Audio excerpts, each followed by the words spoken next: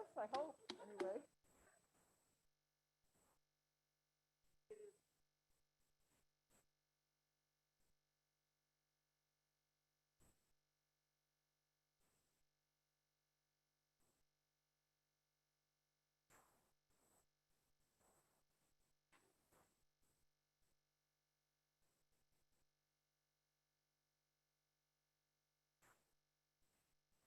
Are we ready? Okay, thank you.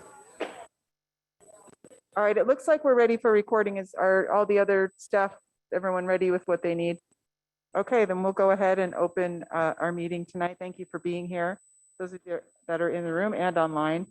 This is the Cottonwood Heights Planning Commission, our business meeting for this Wednesday, January 19th, 2022. And we'll go ahead and call it to order. It's 6:05, if I can see that clock right. We have a number of items on our agenda tonight, but we'll start with just explaining our order of business here and how we operate. We go ahead and welcome you. We'll ask any of our planning commissioners if they have anything to disclose before we get into our action items. Then we'll go into a general public comment period. And this is a time for someone who is here that wanted to come to the city and make a comment about something that is not specifically listed on our agenda. So if you're here to speak to something that is specifically listed on our agenda, then wait and we'll open a public comment period for each of those items as we work through. But the general public comment is for any item that is not related to those. I hope that's clear. And then we will go into our business items, which tonight we have 3. They are project SUB-21-007. This one is item 3.1. It's a public hearing to receive comments and to take possible action on a request from Ivory Homes for preliminary subdivision plot and conditional use approvals. Those will be 2 separate items for the Planning Commission to consider of a planned unit development on property located at 3625 East Dover Hills Drive in the residential single family zone. This is an item that was continued from our December 1st meeting, and I'm sure many of you are aware of that. So we'll address that item. Our next item of business is project LOT-21-001. This is a public hearing to receive comment and take possible action on a request from Robert Smith to amend lot 7 and 8 of the Caballo Ranches amended subdivision by consolidating 2 lots into 1. The subject properties are located at 1780 East Siesta Drive in the rural residential zone. And then our last item of business is project ZTA-22001. This is a public hearing to receive comments and make possible recommendation to the City Council on a proposed ordinance update. This is related to water conservation standards. This city initiated ordinance is being proposed in response to requirements at the water provider level. So those are our 3 business items. Commissioner Coots, I'd like to make a motion that we move project lot 21001 up in the agenda to hear that item first, based on the amount of public comment that we're likely going to hear on the other items. Second. Moved and seconded. Twice, did you get those on the record? The second was pretty quick. I heard Wild and Ebler, commissioners. Got it. Okay. Either or. All right. Any discussion to that from the commissioners? All right. All in favor? Aye. Aye. Any opposed? Okay, we'll go ahead and do that. Thank you. So with all that said, we will go ahead and open our general public comment period. Again, this is a time for items that are not specifically on our agenda. And I have cards up here, but I don't know what they're related to. So if you had one for general public comment, just go ahead and approach the podium, state your name, and you'll have 3 minutes. And we have a nice timer right over here to help you keep track. And we'd be happy to have you.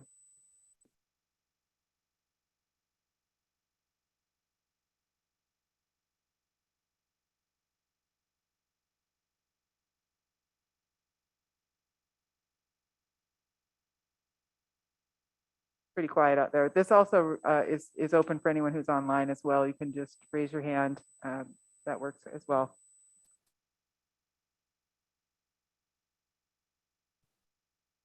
Not looking like anyone in the room here is here to have general public comment. Any hands raised online?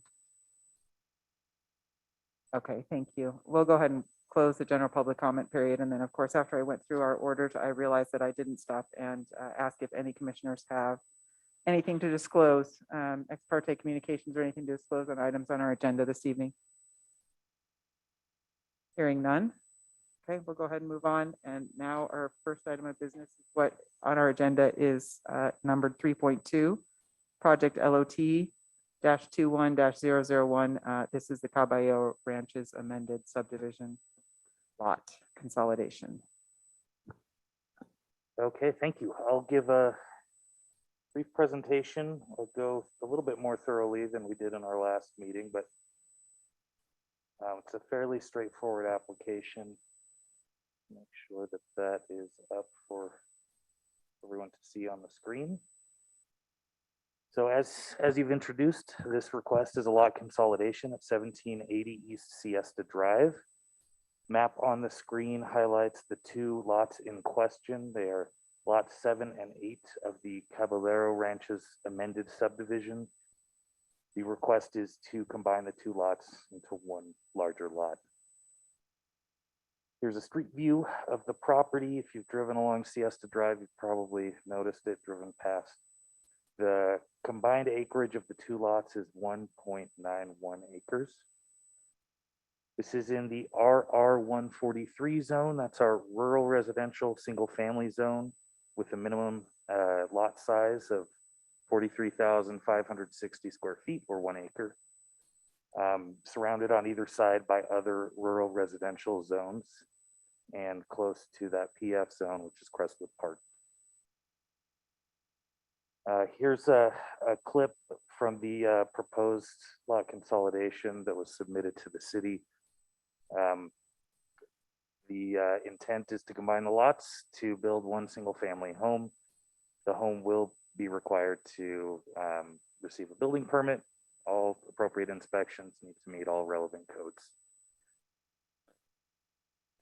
The reason why we're here tonight is because this is an amendment to an existing subdivision plat. It's changing the number of lots on an existing subdivision. So this requires planning commission review and approval. The code says that the planning commission may consider any proposed vacation, alteration, or amendment of a subdivision plat or a portion of a plat or any street, lot, or alley contained in a subdivision plat at a public hearing. That's why it was noticed as a public hearing tonight. And then B on the next section, if the planning commission is satisfied that neither the public nor any person will be materially injured by the proposed amendment, and that there's good cause for the amendment, then the planning commission may approve the proposed alteration. So our staff findings are that it meets the minimum requirements for the underlying zoning. It is more than 1 acre. When combined, it'll be 1.91 acres. Will meet the minimum lot width and other standards and will be reviewed for setbacks, heights, and so forth. So because they're not adding lots or changing the use of the allowed uses of the property, we find that it meets that requirement, that it's not going to materially injure any people and that there is good cause for the request. So that's an overview of the request. We find that it meets the requirements of the code and recommend approval. I will leave the recommendation of model motions on the screen. I'm happy to answer any questions, and the applicant is here as well if you have questions for him. Thank you. We'd like to go ahead and invite the applicant up to present if you so desire.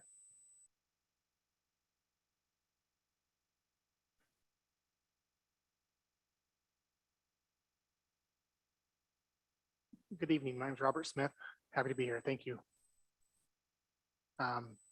One of the reasons for this request in this lot consolidation is the water table is really low the closer you get to Siesta Drive, and so we would like to push our home back as far as possible off Siesta Drive. And in doing that, we run into the lot issue of the lot up above the second lot, and so we felt it was necessary to amend the subdivision to consolidate the lot, to decrease the density and to allow the home to be pushed back further. We won't be asking for any variations of any setbacks or height restriction setbacks. pretty straightforward application. Answer any questions you may have for me. Thank you. Any questions? This looks like a great application. Have you had much interaction with the adjacent properties or the people in the neighborhood? I've talked to three or four of the neighbors around the neighborhood, let them know I plan to build or would like to build soon.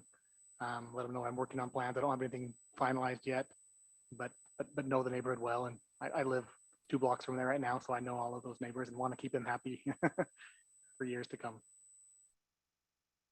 Thank you. Commissioners, any other questions while we have Mr. Smith up here? All right, we'll let you off the hot seat. Thank you. Thank you.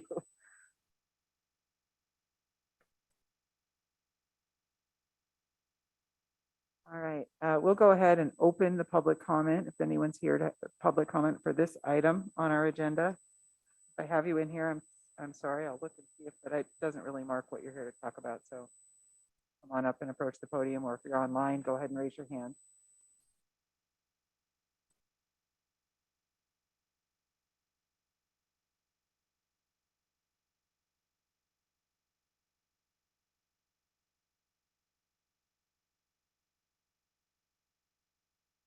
I like to give it a minute while we've got these hybrid meetings going, so we'll really have a chance to get their technology working, so bear with us.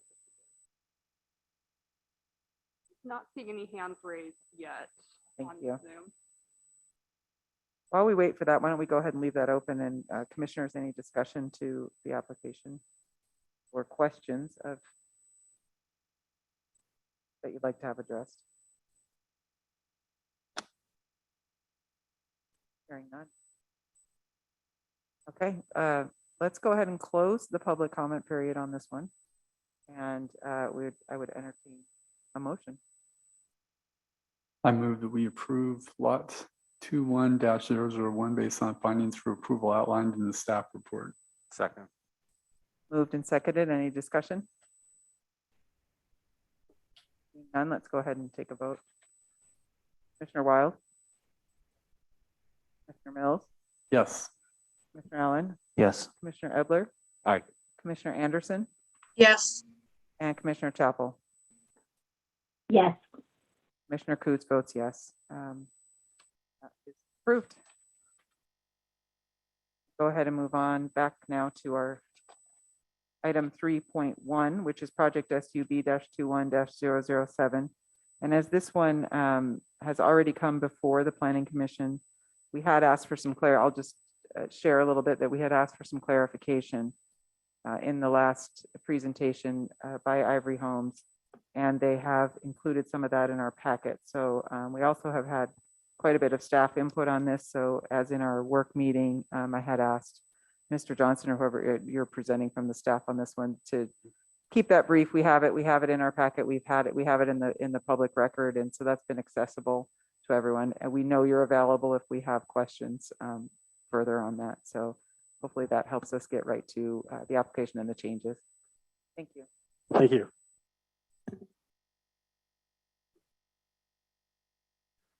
So I will just start from the updates that were received and have been posted on the staff packet since last week.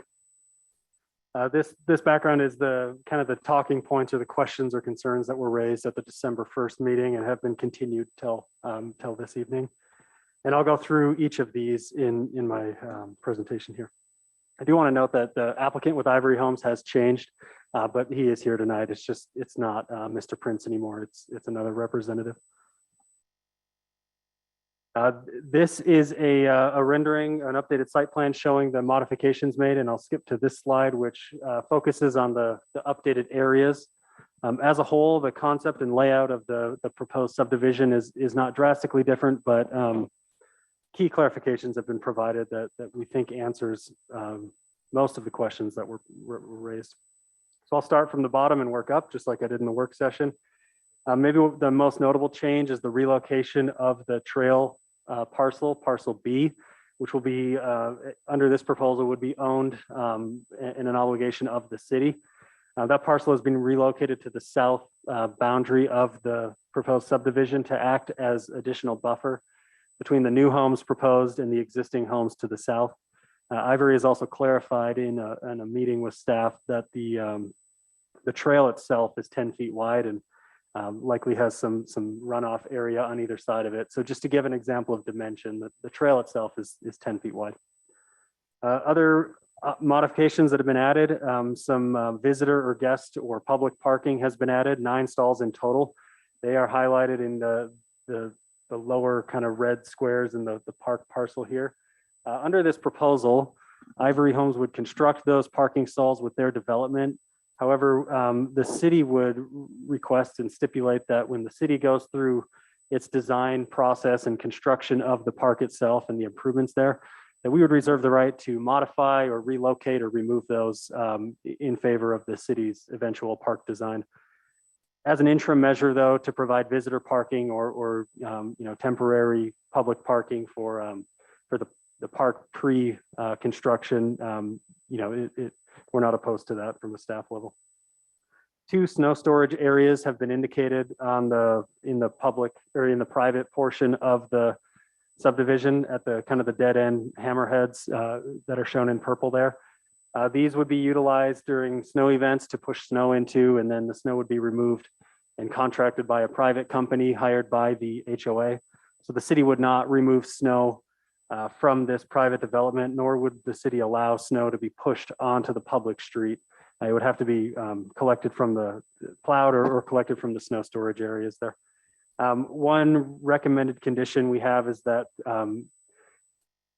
as approved by the city engineer, an easement be recorded on the plat in those snow storage areas to make sure the proper size and capacity of area is provided and set aside, and that future homeowners don't block that snow storage area and interrupt the functionality of it. Another addition that's been provided on the very right side of the screen is a construction access and potentially an emergency vehicle access that could be operational after the development is complete. But during construction, UDOT is proposing, or Ivory is proposing, and has had preliminary conversations with UDOT that I think have been favorable so far, to utilize Wasatch Boulevard for all construction access for demolition and site grading and construction and everything.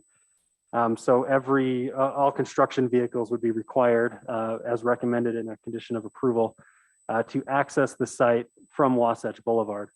If there are any exceptions to this, where a particular vehicle would need to access the construction not from Wasatch, we've recommended a condition that the city be notified and then in turn provide notification to the residents in the area of what will be going on and how long it will be going on. Otherwise, construction we need to access via Wasatch. Long-term, there is potential to utilize that as an emergency vehicle access for most commonly fire truck, ambulance, things like that.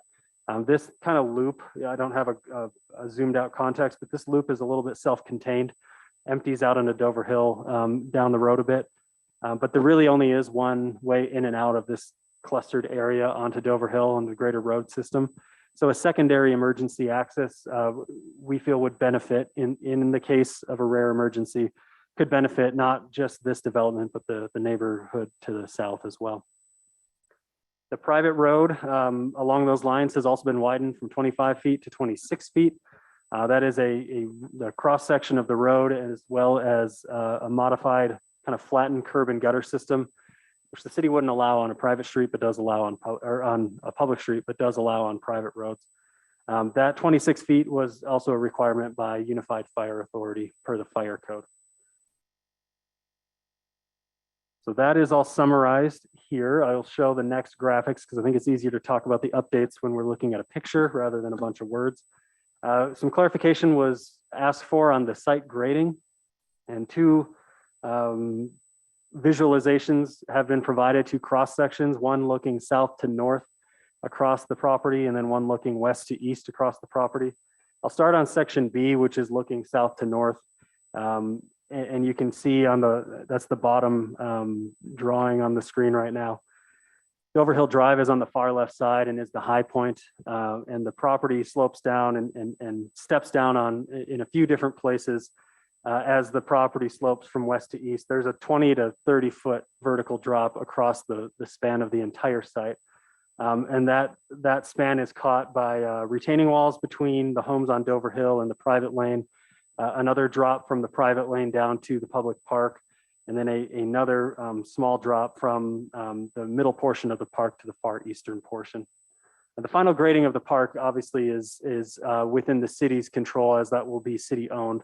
But this is just showing the general grading in the area right now, high to low from west to east.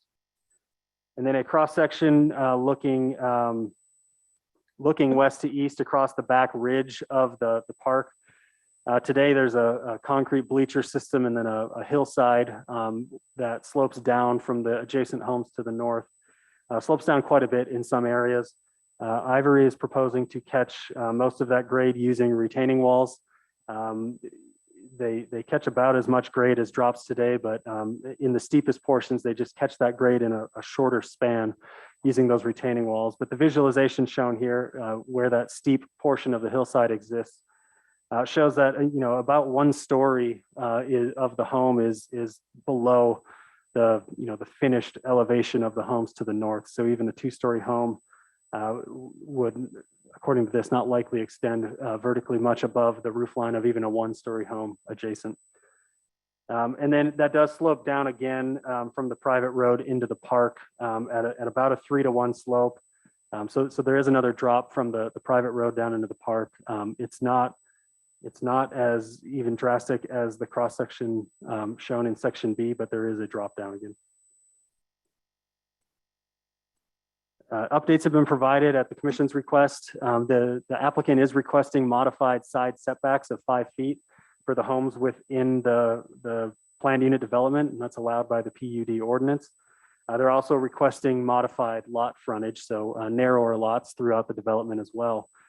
And the question was asked, how does that affect the potential lot coverage? And that just means how much building is on the site compared to the total area of the parcel. And the city ordinance, R18 ordinance, by default allows up to 50% lot coverage. Ivory would be proposing what is shown on this table here in this exhibit. A maximum lot coverage on the largest number would be 54%. I do want to also make a reminder that none of the lot areas are below 8,000 square feet. So the sizes are all the same as typical R18, just the dimensions have been proposed to be modified, as well as the lot coverage, just by a few percentages. I do also want to clarify these lot coverage numbers were derived from just the raw potential building footprint there, assuming a home maximized all setbacks proposed. That generally isn't the case of a finished home. They're generally not, perfect square boxes that maximize every inch of the buildable area shown there. But they are requesting to go up to that if desired. Questions were raised about housing mix, in particular, the mix of 1 or 2-story homes. While Ivory did provide a design catalog that they would use, it's called the Ivory Signature Series or something like that. And it does allow for 1 or 2-story homes. They have stated that those are semi-custom housing products, and they would defer to future buyers to decide whether to construct 1 or 2-story homes. Although the Ivory applicant previously did anticipate that there would be a mix of both. And especially on these smaller, narrower lots, there is often a desire to have 1-level homes. But that has not been clarified or provided, and there's no specific limitation proposed here. It's just be up to the buyer of each lot. What they have clarified is that all homes would have a minimum 2-car garage and then a full-size driveway to serve that garage. Full-size driveway meaning there's been no requested front setback reduction. So the driveway could be as long as any standard R18 driveway is in any other standard residential zone. Which is 25 feet minimum. Yep. And some other PUDs in the city, Giverny and Newberry Grove and others, they have received in the past reductions to that front setback, and that does create a much smaller driveway, and you run into some, some capacity issues if you have larger vehicles, but that's not the case here.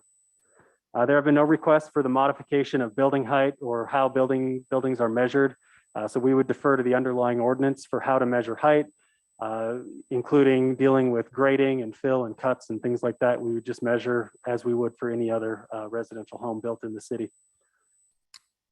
Ivory's also stated they have no upfront plans for ADUs. However, they would leave that option available to future owners in the area. There's a city ordinance and actually a state code that allows accessory dwelling units on any single family residential lot statewide. So that option would be available to future property owners, but Ivory has stated no upfront plans to incorporate those. Just a couple other things here. I think I've covered most of these. Trash and snow removal would be dealt with privately, and then the construction access from Wasatch. I do want to spend just a moment.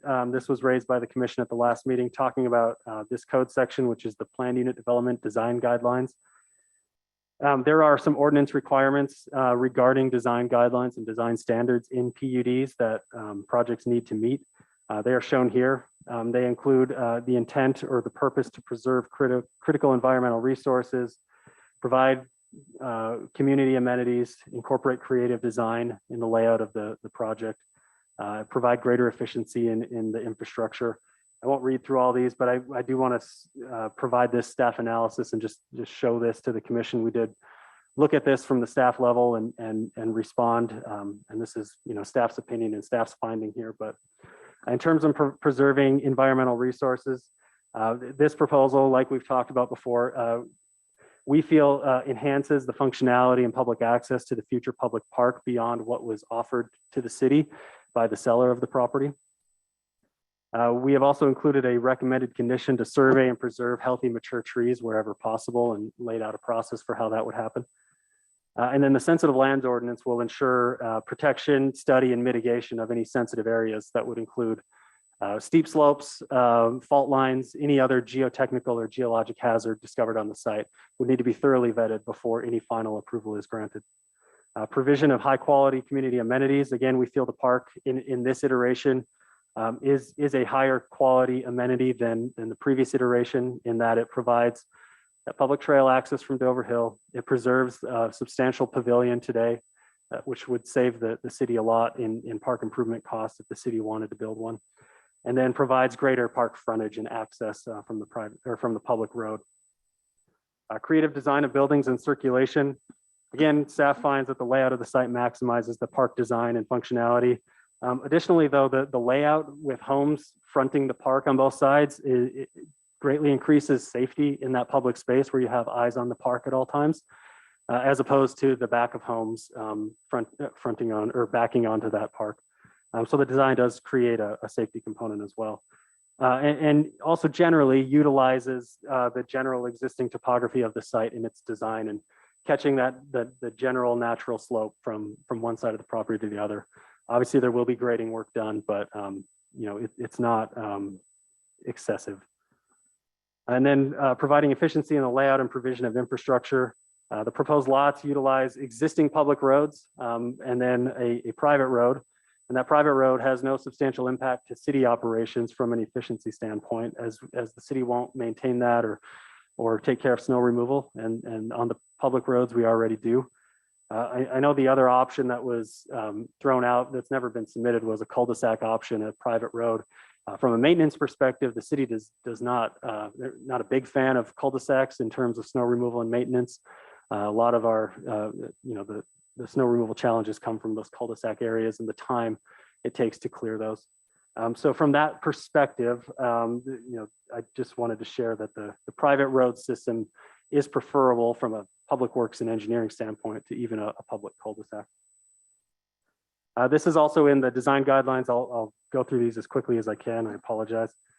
General plan and overlay zone conformance. I think the most recent example, I mean, there's references everywhere to maximizing and providing public open space, but the Parks, Trails, and Open Space Master Plan does identify an open space and a trail connection in this exact area. That future connection could connect to Wasatch Boulevard and across Wasatch Boulevard, actually, to the new Ferguson Park being constructed across the road. So really good continuity there, especially with parcel B with that pedestrian connection from the neighborhood further west. No proposed change in zoning, which is compliant with the existing zoning and land use designation. It's low density residential. So no change is proposed to the density, which is also compliant with what the general plan says. Compatibility with surrounding development is another component of the design guidelines. Right now, surrounding this property is R28 to the south and R18 on all other side. And again, R18 is proposed. From a density standpoint, even though some of the lot standards are proposed to be modified, no greater density than what's allowed in the existing area is proposed, and actually less density than what exists to the southeast of this site where there are multifamily homes today. The impact of the requested setback reduction is generally self-contained within the new proposed development. And then no lots are proposed less than 8,000 square feet, which we think helps that as well. The new changes to provide additional buffer to the existing areas has helped with that. The 10-foot public trail access provided for existing residents of the surrounding area, provides easy access to the park as well. Environmental design, just quickly, again, the sensitive lands process will ensure safe design and engineering and site analysis is conducted. If any hazards are identified or any other changes are identified or warranted, this whole process will start again. This will come back to Planning Commission for an update. And then in the design catalog, they have stated that homes are constructed to be energy efficient and EV charger ready. And they say many of the Ivory communities implement water-wise landscaping. Given what was presented, we may pursue that even further in the development agreement to ensure that happens, but they do make an effort there. And the new homes are subject to the city's outdoor lighting ordinance. Architectural standards, again, the design catalog was presented in the draft development agreement that's been submitted and is in review. They have said they would not use materials like stucco and aluminum siding except for soffit and fascia areas, but they would use predominantly masonry, hardy board, natural or stained wood materials, so higher quality materials. And then review by Architecture Review Commission is one of the components of the ordinance, and that is a required step here after preliminary approval, but prior to final approval, would have to get ARC approval. This is just an example of the homes in the catalog that just show representative images of what we could expect here. So we have provided updated recommended conditions of approval. We talked about these in the work session and I've covered them, so I won't again. And I have model motions here, but I will turn it back over to the Planning Commission. Thank you, Mike. We'd like to invite the applicant up to present, and it's up to you. Mike has given a full background, and we've had this before us once before. So if you'd like to focus on the changes that have addressed our questions, that's great. It's up to you. Sure. And I don't have to do much. Thank you, Commission. Mike did a great job. I'm sorry, I guess I should introduce myself. Peter Gamvroulis, previously presenting to you was Brian Prince, a colleague of mine who's since left the company, so I'm taking over the project from him. But Mike was thorough, eloquent, expressed all the changes that we've made. I'm just here available if the commission has any questions or if the public does. I appreciate you having me. Thank you. Terrific. Thank you, Peter. Appreciate you being available. And we will go ahead and open it up for public comment.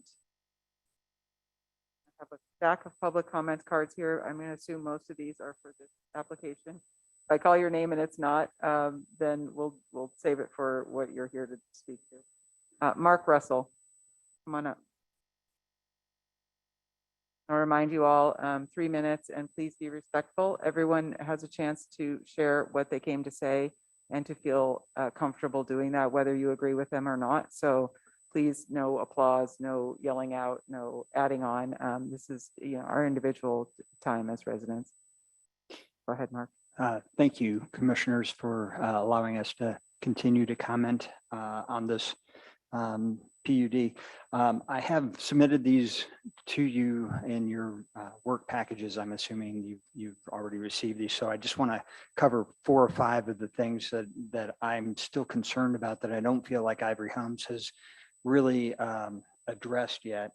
And I know Mr. Johnson has spent an awful lot of time working on this, and so he's obviously vested in this.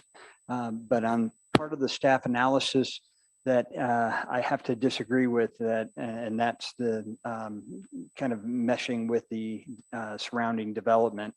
The surrounding development, our setbacks on the side yards are 10 feet, which gives a total of 20 feet between our homes. This allows a lot of access between our homes. We're not right up on each other. And I feel like with the new development, with a setback of 5 and in maybe a few cases 7 feet that was presented earlier tonight in the business meeting, it just doesn't meet the design of the existing neighborhood. That being said, it also raises a question of why should Ivory Homes be given a get out of jail card here to have a closer setback? And when the rest of us as individuals we'd love to have, I personally would love to have a 3rd car garage, but I don't, or a workshop on the side of my house, but I don't, and I can't because of that 20-foot setback. So I just feel like the city is going to have a Pandora's box that gets opened if they allow Ivory Homes this exemption.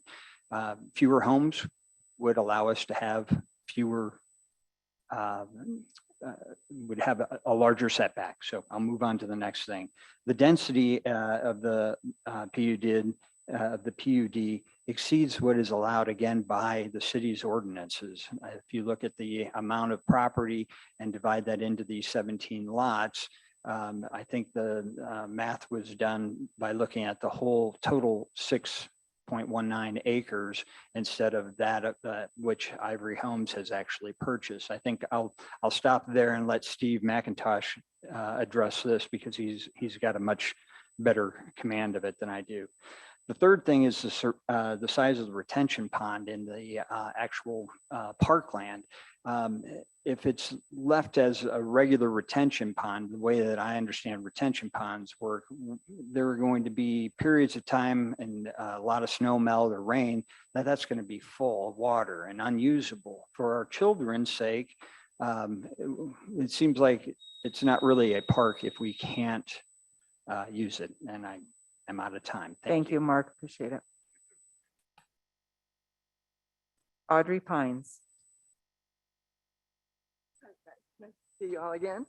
Audrey, I'll remind you to speak into the microphone. All right, thank People are you. online. Thank you. What I'd like to discuss is the wall that Ivory Homes, last time they were here, said that they were not going to smash the wall and raise the grade. Now in their plan, it says that they are taking the wall down, which we knew they would, but they are raising the grade 6 to 10 feet. And the ball field floor is already fill dirt. So they're putting fill dirt on top of fill dirt, which in an earthquake zone, in my opinion, and a lot of others, is very dangerous. I believe that the retaining wall, which you guys are calling the bleachers, should be extended the full length and full height of the sensitive hill, and that the grade of the ballparks should stay the same. I've had numerous builders and developers look at it and they say it's got a natural grade. There's no reason engineerically why they're raising the grade other than it's less money for them than building a wall, and maybe they want the houses above the floor. I don't know. And also, if they raise the grade, the ballpark is, I believe, 30 feet. It's sensitive land. The hill is sensitive land. The changes that they're trying to make to the land, to the hill, won't address our hill. And I think that's it. I'm not a very good public speaker. The hill, the trees, I've had my arborist look at them. The huge pine tree is in good condition. And we are concerned about, because the park was never supposed to be developed. We have this beautiful maple that, we paid for when we bought the house, where the roots go under it. We hope they'll be careful. And what else? There's so many things to talk about that we all have issues with. They could do circular driveways and people, then they would have no watering of the lawns and they'd have more parking. Anyway, thank you so much. I appreciate the people that went out there and looked at the area. We just would like to have it done right. Last thing really fast, the views. Yes, there's no code as far as the views go, but it does say in the ordinances that if you lose your property value to a certain degree. So we just hope that they really, look at why an engineer would approve a 6 to 10 foot grade raise on this hill when it's so dangerous already. There's a natural grade. And it affects so many people's views of why people, we live on a bike path, why people go out there to look at the mountains and the views. So thanks you guys so much. And no offense, Ivory. Thank you. Tony Pines.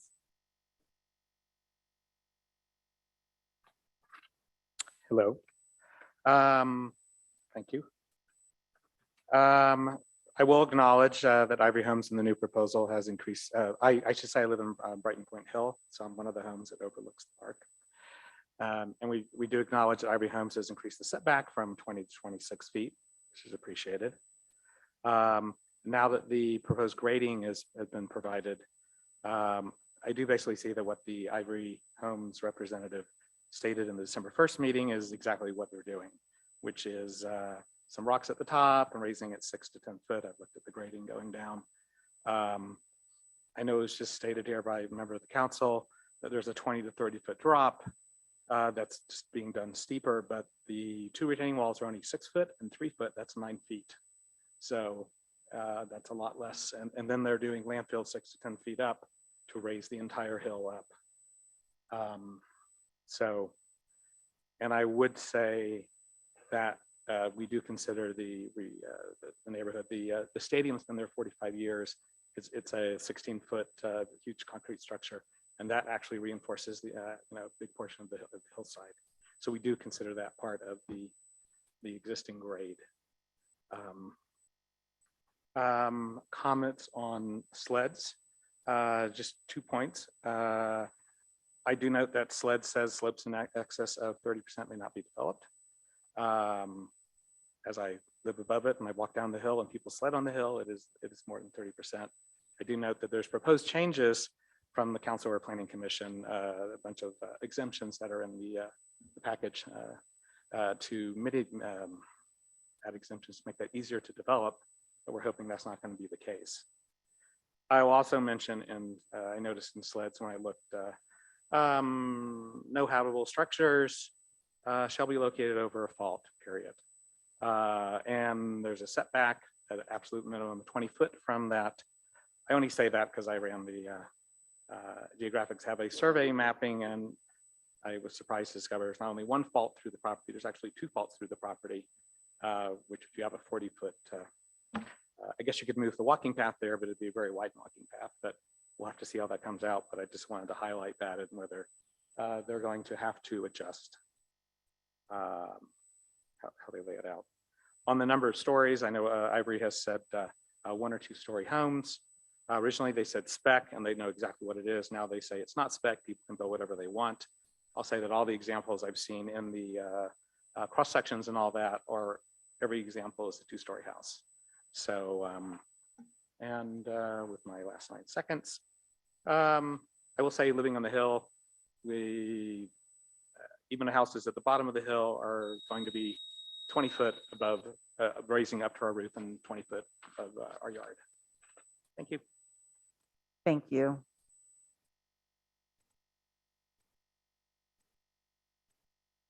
Okay, Steve McIntosh.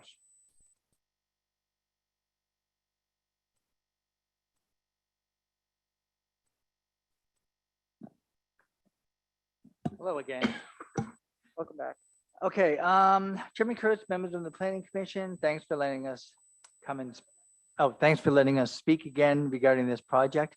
I find it necessary to rebut the findings of the city on page 10 of the city recommendation in the packet from this meeting pursuant to ordinance 19.84.080. The increase in traffic, parking, and inherent speeds will substantially affect the safety, comfort, and welfare of the residents. Number 4, the use is not harmonious with the neighborhood due to the high density of the project. I believe this can be solved with a minor redesign of the road. Number 9, the internal circulation of the proposed development creates bottlenecks and makes emergency access extremely difficult at best due to undersized hammerheads and dead-end streets. Even if you have an emergency access through Wasatch Boulevard, I don't know if you're aware, that means you're going to have a gate and they have to get out and unlock it. I've done this with the UFA many times. Careful continuous monitoring will be required of parking on posted fire lanes because on that width of a road, it will be fire lane on one side. That's another one of their codes. I believe compliance through design is always better than compliance through enforcement. Number 10, power lines in the area are aging and having more frequent power outage. There may be capacity in the lines, however, the infrastructure is aging and probably needs replacement. This is a burden which should not be put upon the residents. The average lot size in that area, because I calculated it, is 13,670 square foot. An 8,000 square foot lot, what that means is the average lot is 41.5% larger than an 8,000 square foot lot. I get the fact it's a minimum zoning, yada, yada, yada. This coupled with a 5-foot setback creates tension and stress in both the developed neighborhood and the proposed subdivision.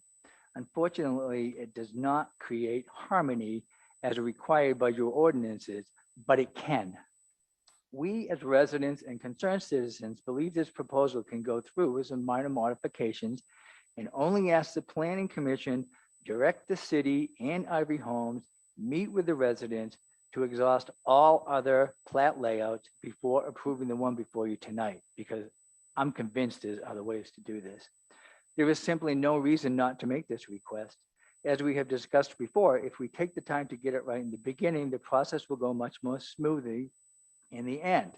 As ex-mayor Peterson says, I've found if you aggressively listen and get all the facts, you can usually have the appropriate response or action present itself. Thank you, Madam Chair. I yield back. Thank you, Mr. McIntosh. Jim Peters.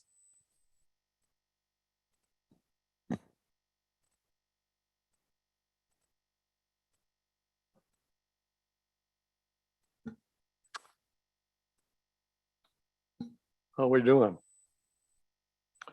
My name is Jim Peters. We built our home a few doors away from the park in 1967. So I'm pretty familiar with the history of the park. The church elected, well, first of all, my interest here is to just simply share a few thoughts that I think might be worthy of consideration. And history-wise, the church elected to develop the park in 1976 as part of a bicentennial project. And they named the park the Bicentennial Park. Since then, the church has been very accommodating in allowing neighbors to access and use the park. And it has become an integral part of the neighborhood and community.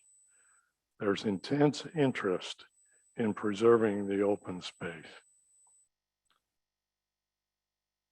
2 or 3 things here. Second, the pavilion sits in the side of a hill next to the lower parking lot above it.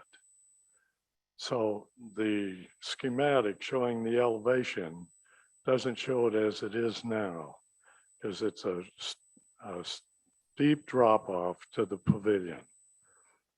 And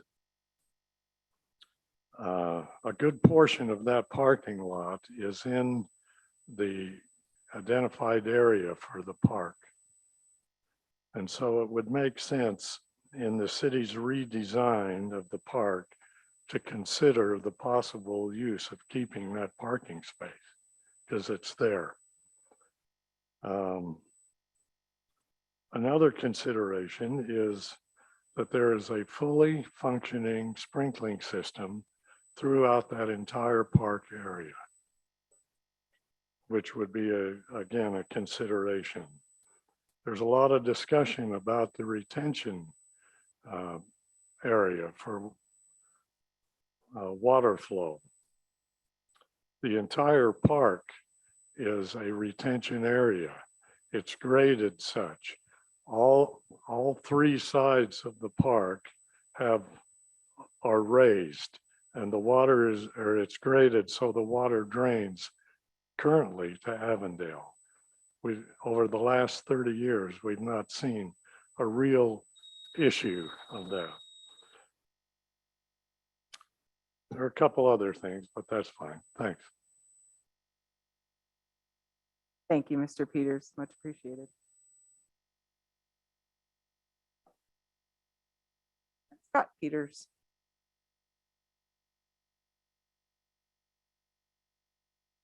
Good evening. Good to see you folks again and appreciate all the effort.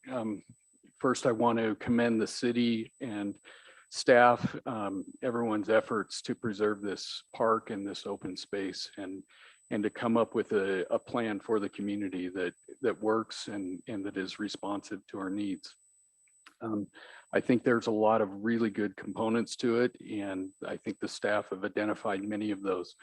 I want to identify just a few things. One, I'm concerned about the trail connection. I think it's too narrow. I'm a landscape architect. I design multi-use paths all over the community. I would recommend a minimum 20-foot easement for that trail connection. Further, if I had my druthers, what I would probably do is instead of have a small trail connection, I would extend the road to Dover Hill and take out the two hammerheads. I'd even recommend if you need one hammerhead, put the hammerhead into the park on the east side and then make the connection to the neighborhood, and then you have lots facing that connection. Second, I'm very, very concerned, as many have expressed, about the setbacks. You know, a 5-foot setback on each lot is just not enough. And so I would strongly encourage to hold them to the standard setbacks for the area.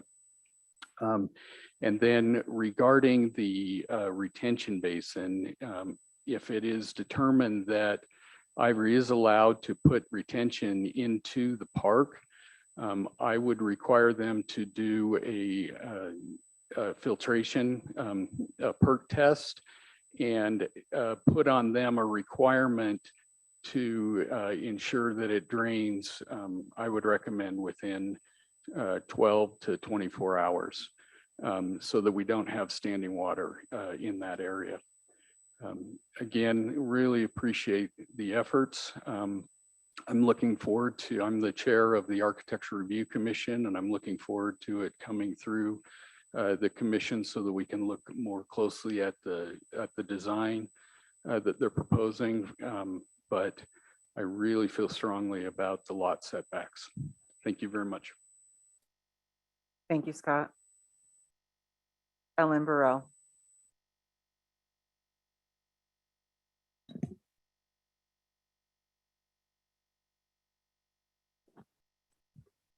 Thank you. Ellen Burrell. As the City Council representative for District 4, I am listening to residents and their deep concerns regarding protecting views and identifying geologic hazards, unstable fill dirt, the Ivory Homes retaining wall plans that will replace the ball field stadium that has served as a retaining wall for decades, sensitive land issues, and building heights. The role I see for the City Council in the long term is to do a deep dive into residential zoning, neighborhood by neighborhood. Cottonwood Heights can prioritize resident preferences in this way. Cottonwood Heights has done great work to accommodate commercial builders and to develop, as we know there's great demand to do within our city.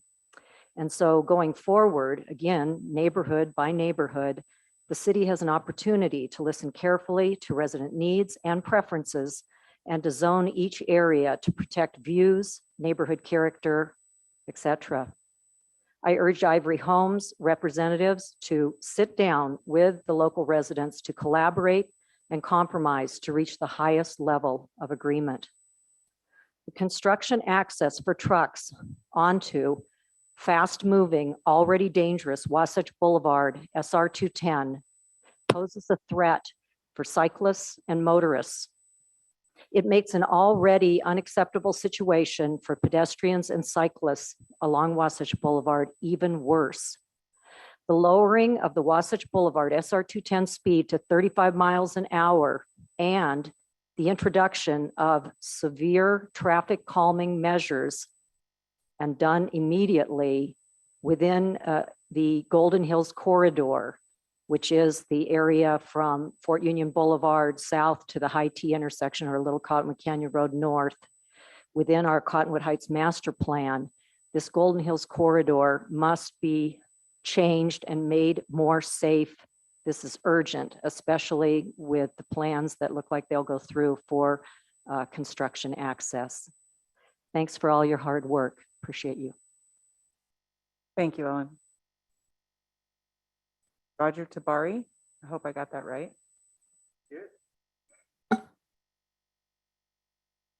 Good evening, Roger Tabari. I live 3 houses west of the proposed development here, so I'm quite close to it. Being there for 18 years, we've really appreciated, my wife and I, who's here, that we live in a neighborhood that does not have through traffic. And I'm concerned about the potential for the access to Highway 210 maybe opening up later because it would be there to allow traffic to come through our neighborhood and would really spoil the serenity that we have there. I'm also concerned about the retention pond. If there is no proper drainage, and if there is water standing there, it could become a problem for mosquito habitat and possible, needing abatement. And I would I've seen Steve McIntosh's alternate plot design, and I think it makes a lot of sense for both us as the community, the developer, and the city, because there's so many advantages to his plan. So I highly recommend that we take a serious look at that. Thank you for your time. Appreciate it. Thank you, Roger. Dennis Iverson, I think I'm seeing that right.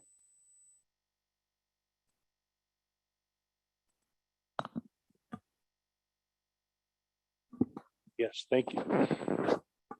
My height. Thank you. Although I'm not a resident in that immediate Dover Hill area, the comments and the questions that I have address that, as well as all of Cottonwood Heights in particular. I need to understand the zoning. As a PUD, are they allowed to have short-term rentals or not? We'll let you go ahead and use your time. We will get to your questions. Okay. So go ahead, just continue. Short-term rentals are allowed in Cottonwood Heights, but we've been fighting it vehemently in areas where it's specifically R1, single-family home, where it's not allowed. But we have people that are violating it quite successfully, partially because of state laws, which allow them to advertise, even though it's not legal. They can advertise to do it in our area. This will be an ideal area for people to buy and rent out. And the next question is it the law in Cottonwood Heights that you can only have a short-term rental where it's legal if it's owner occupied? Okay. That is a very important factor there too. I had some notes here that I wanted to be sure and mention. Airbnb have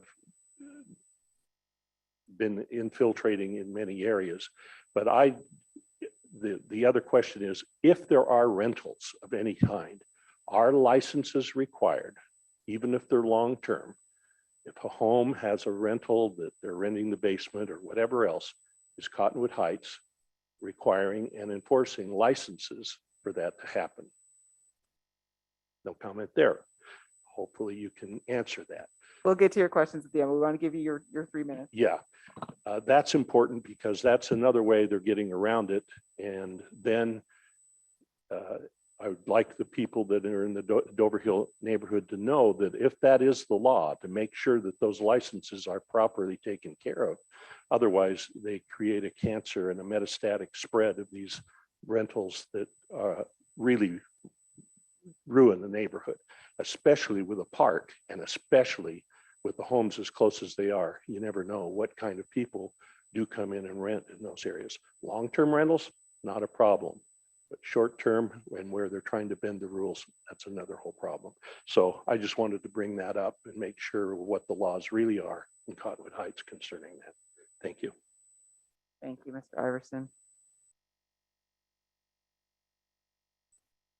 That was the last card that I had for speaker comment. Are there any others who have not spoken who would like to?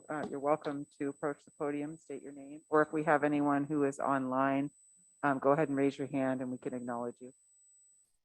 Got our now former mayor approaching. Welcome. Well, thank you, and thank you for your service. I think it's important to note that the 2-acre green space that is on this schematic is not the 2 acres that the city will potentially purchase. It's a negotiated piece with Ivory Homes. Therefore, I guess the need to try and consider the PUD. When we met with Ivory several months ago, we requested 4 things. One is they provide us additional green space because we felt 2 acres was not enough for a functional park in that community. Also to increase the frontage, as you can see there, it's now 3 or 4 times the size of what it originally was, when it was originally about 80 feet. Save the pavilion and provide appropriate access. I know the Planning Commission tabled this and brought it back to January. I appreciate the efforts to improve the schematic. I also am very concerned about the detention basin. I recognize detention basins, not retention, but detention basins are very common in park design, but we have one in Mill Hollow area and they're throughout the valley, but they're really quite problematic, to be honest with you, in trying to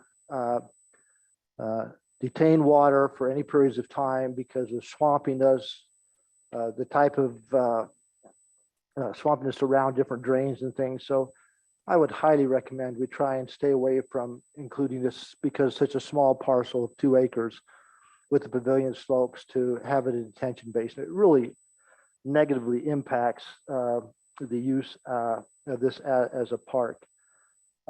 Also, the access path, I'm not sure I agree it needs to be 20 feet. There's numerous examples throughout our city where they're not that wide, but I think 10, 12 feet is adequate.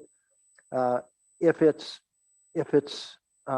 problematic for the residents where it is now or where it was previously designed, I'd recommend it be internal to the park. So those buying one of the lots will know when they're buying a lot, that it would be something they would accept and they'd know about it rather than put it next to an existing residence. And the parking, as Mike Johnson mentioned, and as someone else mentioned, that if this goes through with this land swap, there will be some parking just west of the pavilion that would be adequate, and we would not have to put it right on the frontage of the existing park. Again, this would be a passive park like Golden Hills. You would not have any formal structured activities. It would not have the type of traffic that a typical park would have. Most access would be by walking and a few people who would drive and park in some existing parking on the west side. Now, again, I speak to this not as a former elected official, but I'm the past president of Utah Recreation Parks Association and a Parks and Recreation practitioner by trade. So I understand the critical nature of retaining this green space. By all standards, nationally and locally, there is not enough green space in that neighborhood. We need to do everything we can to retain that. And that's my advocacy, is for the green space. I trust you as a professionals to make the development proper and work with the community and the developer. but I'd stay away from the detention basin. I have no problem moving that pathway internal to the park, so those owning or buying new property would know what they're buying. And I don't think the parking is an issue, but thank you.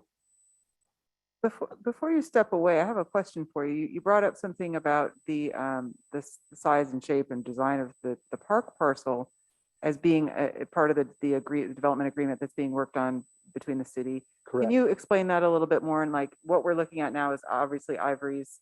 Yeah, if you look at Proposed. if you look at the green space up there right now, again, when we went to the church to attempt to acquire at least 3 acres and provided an offer, we're basically told, to make a long story short, no, we can have 2 acres, that's it, no negotiation. And the city will then have to purchase at a price of several $100,000 after we demonstrated to the church that we have 1.3 million in equity interest based upon residents' efforts over the last year since 1976. Okay, but during that negotiation process, Ivory proceeded and entered into a contract with the church to obtain their 4 acres. And that 4 acres, this basically runs almost north and south, about below the pavilion.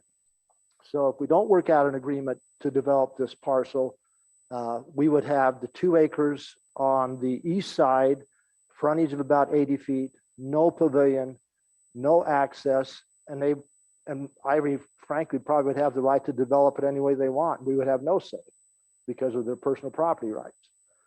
So it's a long negotiation to try and get something more functional, usable as what we call a neighborhood park, neighborhood passive park, not a formal park, not organized, structured activities other than people walking to the park, and maybe would have a walking path, a pavilion, a playground, a few of those types of things, and open up the frontage so it's more aesthetic. So, I didn't explain that very well, but no, you did. It's helpful. And this shape that we're looking at right here, is this something that's been agreed or is agreeable? Generally, this, outside of the planned unit development, that pink line is approximately the eastern 2 acres.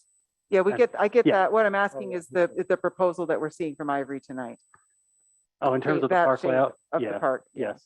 Okay, that's agreeable. And then the other thing I'd like to ask, and this is probably for Mike, thank you, Sure. or Mike, Yeah. Mike Yeah. Johnson. No, thank you. Is Mike does a great job. he does, is the design of the park, we obviously have this proposal here from Ivory, and as the planning commission, we're focused on the conditional use and the housing portion, but tell us how the design of the park will proceed.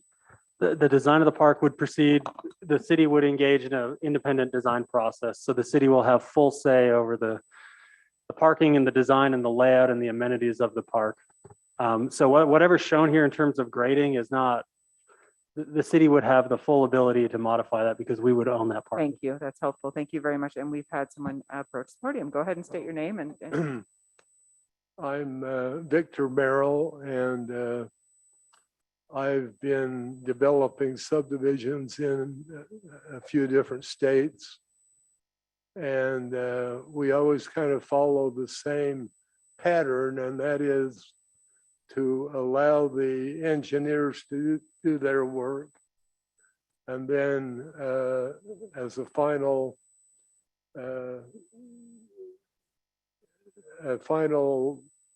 thought on the development takes place, and we always end up eliminating 2 or 3 lots, and it just makes for a little better subdivision that you can be proud of. And I think in this case, I've looked at that. There's no doubt at least 2 lots don't have to be there, and it makes for a better project. thank you. Chairwoman Coots, can I just notify you that we do have a hand raised on Zoom? Thank you. A gentleman by the name of John Porter has his hand up. just so you Okay. know. John, go ahead when you're ready. If you're, I can't see if you've been released to speak or not. So if you see it, go ahead.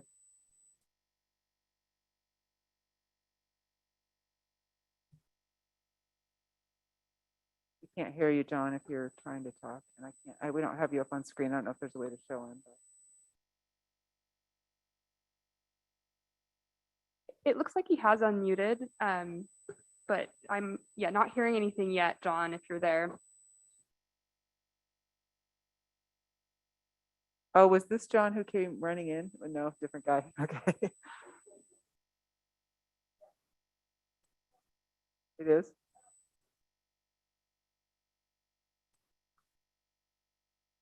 You can type it in the chat, John, if you want. We'll go ahead and allow you to, when you're ready, we'll take a look at that. I think that's probably the best way to do it. The chat has been disabled. Hi, am I there now? Oh my gosh, there you are. All right, hey, learning this technology, it took me a drive the last time. I wanted to see if I could pull it off this time. So. You did it. Go ahead. All right, well, as you guys know, I am totally in favor of what's going on. I thought the previous plan was really good. This one has some improvements that, while I don't think are necessarily better, they're certainly better for overall, but I'm good. So I think that this thing on the lot setbacks on the sides, I mean, that's for the owners of these new houses. I mean, why did the rest of the residents give a crap? And on top of that, this entire thing is based on, there's a park there. It's a private property park. I just can't get over the lack of respect for private property rights of my neighbors. They've used the thing for years. I mean, for whatever reason, I can't believe that the church is willing to deal with the liability of these people trespassing on the park, doing things, skateboarding, doing all the other crap that's on there. And I don't understand it. But the current plan is so much better than the 2 acres that, as the former mayor was saying. So I think if you guys don't do this, it's going to be, the neighborhood is going to be really screwed in this whole thing, because they'll just buy it the way it is, and then there'll be a cul-de-sac and nobody will like it. So we'll have no say so on it.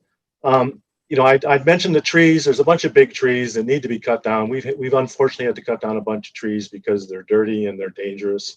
We got those right by our house. And then the only thing that I haven't seen anything about is, I do worry where our house is. It's kind of funny drainage into the, that goes to the southeast. And I just hope that that's looked at. We don't have to have the drainage turn into my other neighbors or back into our own house that doesn't have a drain, or doesn't have drain off to the street. So that's my thing. I do think that, moving the path, all those things are good. I think it's one of the best compromises I've ever seen with a developer in the city. I think the people that have done it, Mike Johnson and whoever else negotiated this thing, have done a fantastic job of making a better plan than it would have been if it had been 2 little acres next to Wasatch and probably some cul-de-sac that nobody would have wanted off of Dover Hill or something like that. So I think you guys should go for this. If you don't, we're going to end up with something that we all hate and we have no say so on it. Thanks, so John. I don't know if you heard that alarm, but we think that's your 3 minutes. It was a little hard. Okay, no problem. Thank you. Thank you very much. Okay. Oh, we've got one more. Just briefly, I'm Jan Peters, and one thing that I've noticed, that lighting has not been addressed, but this is something that should maybe be considered, because I know our street can be quite dark, and for, just public safety, like the path that goes through the neighborhood and other lighting, I would appreciate that. Thank you. Thank you.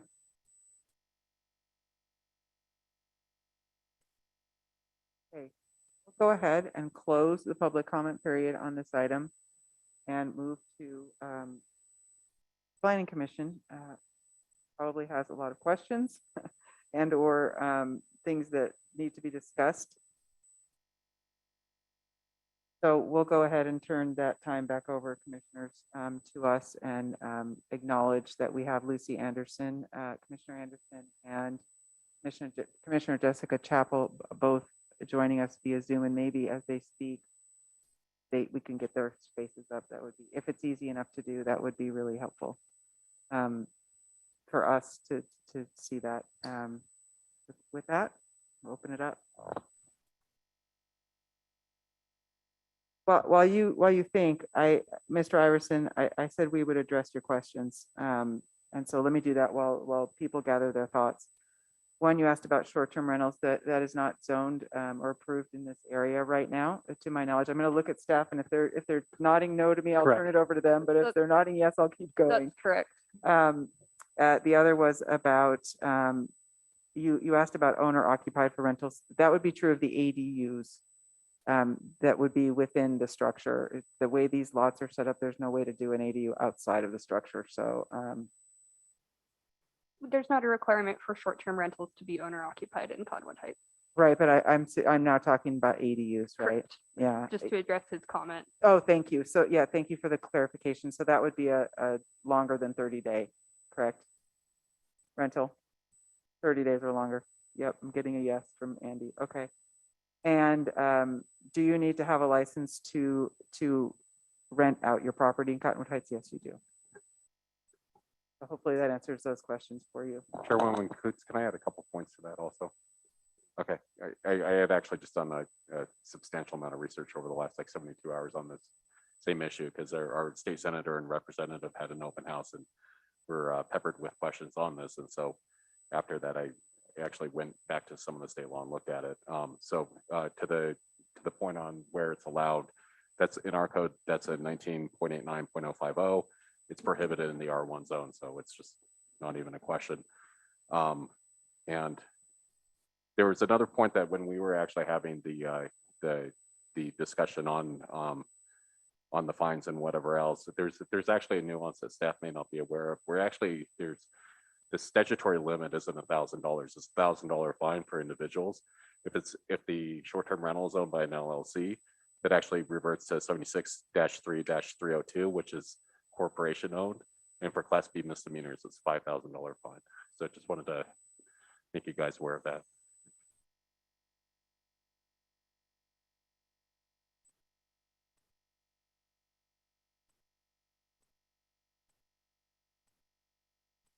Anyone ready to start? I'd be happy to start if no one else. I'll jump in first. I continue to be dismayed that we can't turn the whole thing into a park. It breaks my heart a little bit, but I'm sensitive to the fact that the kind of the horse trading, to have a runway of a park pinned over against Wasatch Boulevard just doesn't have a lot of appeal. And so the alternative is we have to go through this horse trading process to potentially have higher density than some of you may be comfortable with. So, you want a good park, or do you want to deal with landing strip of a park? And that's a difficult decision. I came here undecided and ready to listen, but that park I think is just so valuable for the residents that are in that area. I also am sensitive to that idea of a detention pond, and we don't want a mosquito fest there. So I do hope that as Ivory pursues this, that I might add a stipulation that the stormwater needs to be contained within the property, the applicant's property, so that it's not going to run off of those homes into the road and into the park. That as Mr. Peters pointed out, that as the current park exists, there's a natural drainage, and as much as we can preserving that, or as close to that as possible, and that whatever is developed is responsible for its own dealing with the water in their own way. So the curb and gutter, the retention system within their property that handles that and does not just discharge into the park proper. I also am neutral on where we place the ingress and egress on the path. My memory is that the adjacent property owner, who stands to be the single largest affectee of where we place that walkway, seemed to like the idea of having a buffer from the homes. So that individual seemed to be comfortable with having the pathway over close to that area, and that's why we moved it, because initially the initial iterations were sending it right through the middle of their development, and it appears they've moved it, and I think that was in response to a resident that was hoping to have a little bit more of a buffer. So I could be moved on that. I appreciate Mrs. Peters' point on the lighting and would love Ivory's plans for what from the safety and based on our ordinances, our updated ordinances about lighting and lighting pollution, they might suggest to provide some safety there on their side of the property. And we of course would deal with our property as a city. Thank you. You brought up something, Dan, and I think one of you that came up to speak, the very last gentleman, said it really well, and it goes to some of the things that what I want to be clear is what we as the Planning Commission have before us is a conditional use approval, which is the planned unit development, and then a plot approval, which is the layout of what you're seeing there. And in order to do that, we have our Cottonwood Heights has a planned unit development in our code. It's 19.78. We also have the underlying zone, which applies here, and that weighs into our decisions, which is an R18 zone. And we have, of course, the overall general plan, which includes things like our lighting ordinances and our sustainability ordinances, water use ordinances, and all of those things. Those always apply. And we have, in this particular case, a sensitive lands ordinance. One thing I want to also be clear on is that, and both Mike Johnson and former Mayor Peterson pointed out, is that the park design, while this is, part of the proposal that Ivory's put forward, that will actually happen by the city once their development is done. And that's not something that we as the Planning Commission are being asked to consider. We're being asked to consider the conditional use for the resident, for the housing pieces, the roads, and then all of those things that I just mentioned with the sensitive lands. And they all come into play in our decision and our deliberations, and the things that we'll potentially ask for conditions for this application. And so with that said, there are a couple big things that haven't been addressed. And this goes back to the quote I heard this evening, which is allow the engineers to do their work first. This is one of the things that I'm having an issue with judging this application against all of those codes and ordinances I just mentioned, is that we do have a sensitive lands, and we have in our sensitive lands, we have identified 2 fault lines, which one of you have also seen that information. Probably many of you have seen that information. Hope Ivory, you've seen that information as you purchase the property. At least one of them is on the part you're looking to purchase. And that really will affect what's buildable. So we have a lot of things in the conditions of approval that staff is recommending, which say, well, if this condition happens, then we'll come back to the planning condition. And I've seen it a minimum of 5 times in here. I didn't actually count, but there's quite a few. So as a planning commissioner, I'd like to see us be as thorough and complete as we can without holding up moving forward. But there are some kind of big things in here that really will affect potentially the layout. Like, can't build on fault lines. We all know that. If you have information, and I'm pointing to you just because I know it's your property. So I want you to be aware of the things that we're weighing and concerns that I know I have. I'm probably not the only one. And how they're going to affect. So if we were to look at a preliminary approval of the plot, say, and we know there's a fault line through 3, 4, or we haven't seen the actual overlay of this plot on the map that shows the fault lines, but that's going to be a big change. So why waste your time and your designer's time and your engineer's time and our time without knowing exactly what that is? Because in our ordinance, you have things written that say you can't build on this fault, but depending on what the geological and seismic reports that come back, you can build within a certain radius of that, 20 feet, whatever it is that the reports show us, but we haven't seen the reports. And that's a concern. Both for the fault zone, this is the sensitive land, and there is a section of the slope that's identified in Cottonwood Heights, sensitive land over on the, let's see if I'm saying this right, northeast portion of the site, which is both will become an issue for park design, but also for at least one of the lots. Those are big concerns. I wanted to throw those out there. And we have some professionals with some pretty good background on our planning commission here. And I'd love to hear from them on their thoughts on a couple of those items too.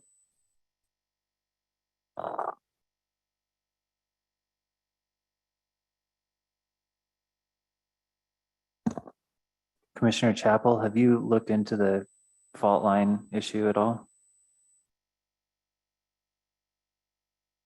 You know, I haven't seen an overlay on this property, and I thought that the setback zone was contained within the park. And if that is not the case, no, I've just not been able to fully see how that might interface.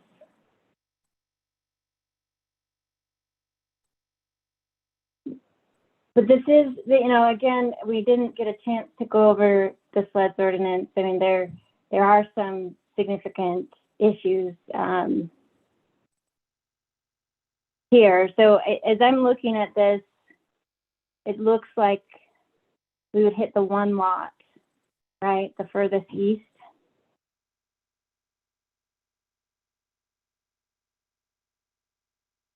That looks right, Jessica, and I think that's for the, what is this overlay showing us? Just where This is where the sensitive lands the fault overlay. hazard sensitive lands overlay. This area's in our GIS data is, I think it comes from the state, is it's identified as in this area, there's a well-located fault, but until you get out and trench that, you don't know exactly where that fault runs or the direction it hits the ground. So.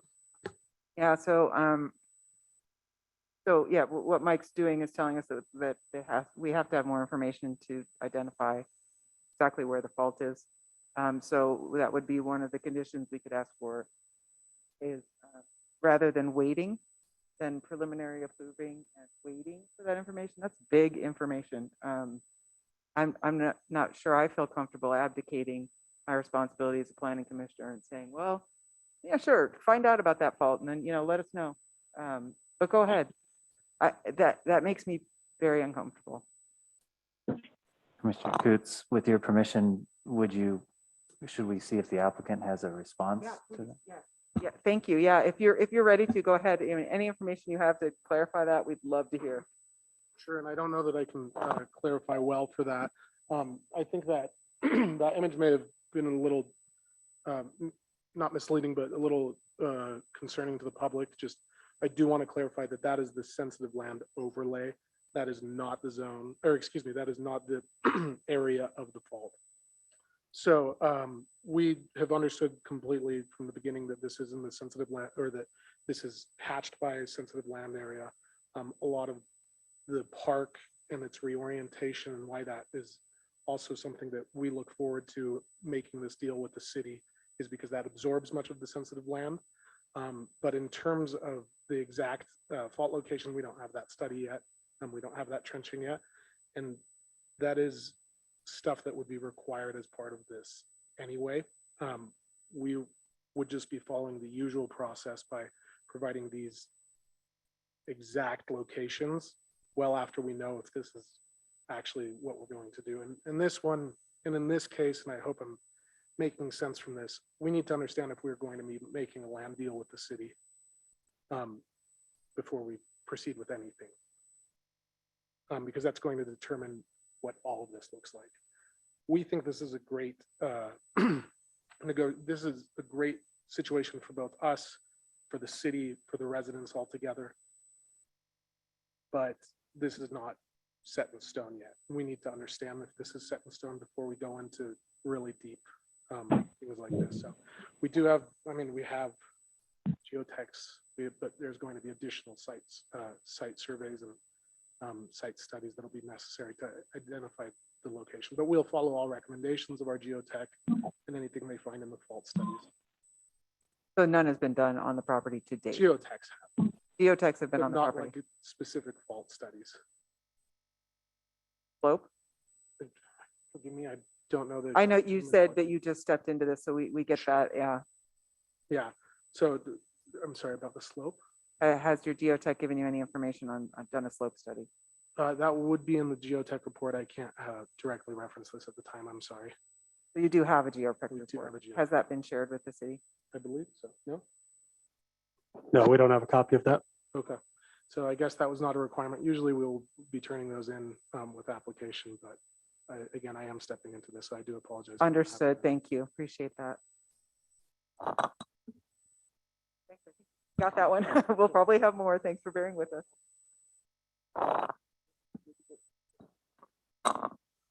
Unless someone else, I don't mean to speak too fast. And Jessica, I know you obviously have a lot of expertise in this. If you have questions, sorry if I let you sit down too quick. You could maybe take a seat up here with us if you want to be more comfortable. Jessica, did I give you a chance to get anything you wanted answered? Yeah, I remember seeing that overlay, which is all of the potential sensitive lands issues. And I believe in looking at the faults, I didn't see anything that was concerning in the initial layout. But again, not having that fault study. I mean, it is early in the project. I do think the idea of having a chance to come back and consider what a surface fault rupture in a setback zone should mean to a plat layout, or what it could mean, and any modifications there. I think that's a great idea. I just don't know how practical it is. So to speak to that, I guess what I'm saying is I remember looking at the overlay, and I don't remember it being, for instance, hitting half the houses in this subdivision. If anything, we're grazing that lot on the lower east end, and obviously that matters to that family, right? People who are living there. So I would be in support of a motion that would require it to come back to us once the additional study was provided. And then I guess my other comments on this, I feel like some of these sections and the schematics on the retaining walls, and I feel like that allayed a lot of my concerns about the slopes.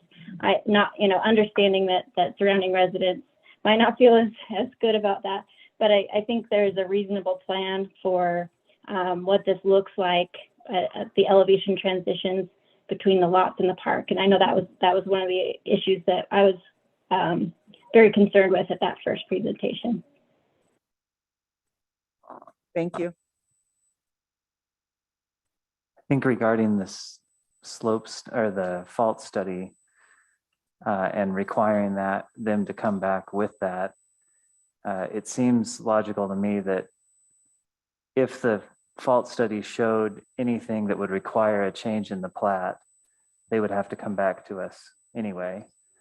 So, but if the fault study shows that no change in the plat has to occur, then they wouldn't have to come back after the fault study. They just go through the city permitting process. Right, and deal with the setbacks from the fault line within the envelope that we give them. Plot, buildable envelope. I mean, to continue overall, I think this project seems to be a good example of a working agreement between a seller of the land, the church, the city, and the developer, with the exception of two things. Dan, you mentioned the first one, the storm water.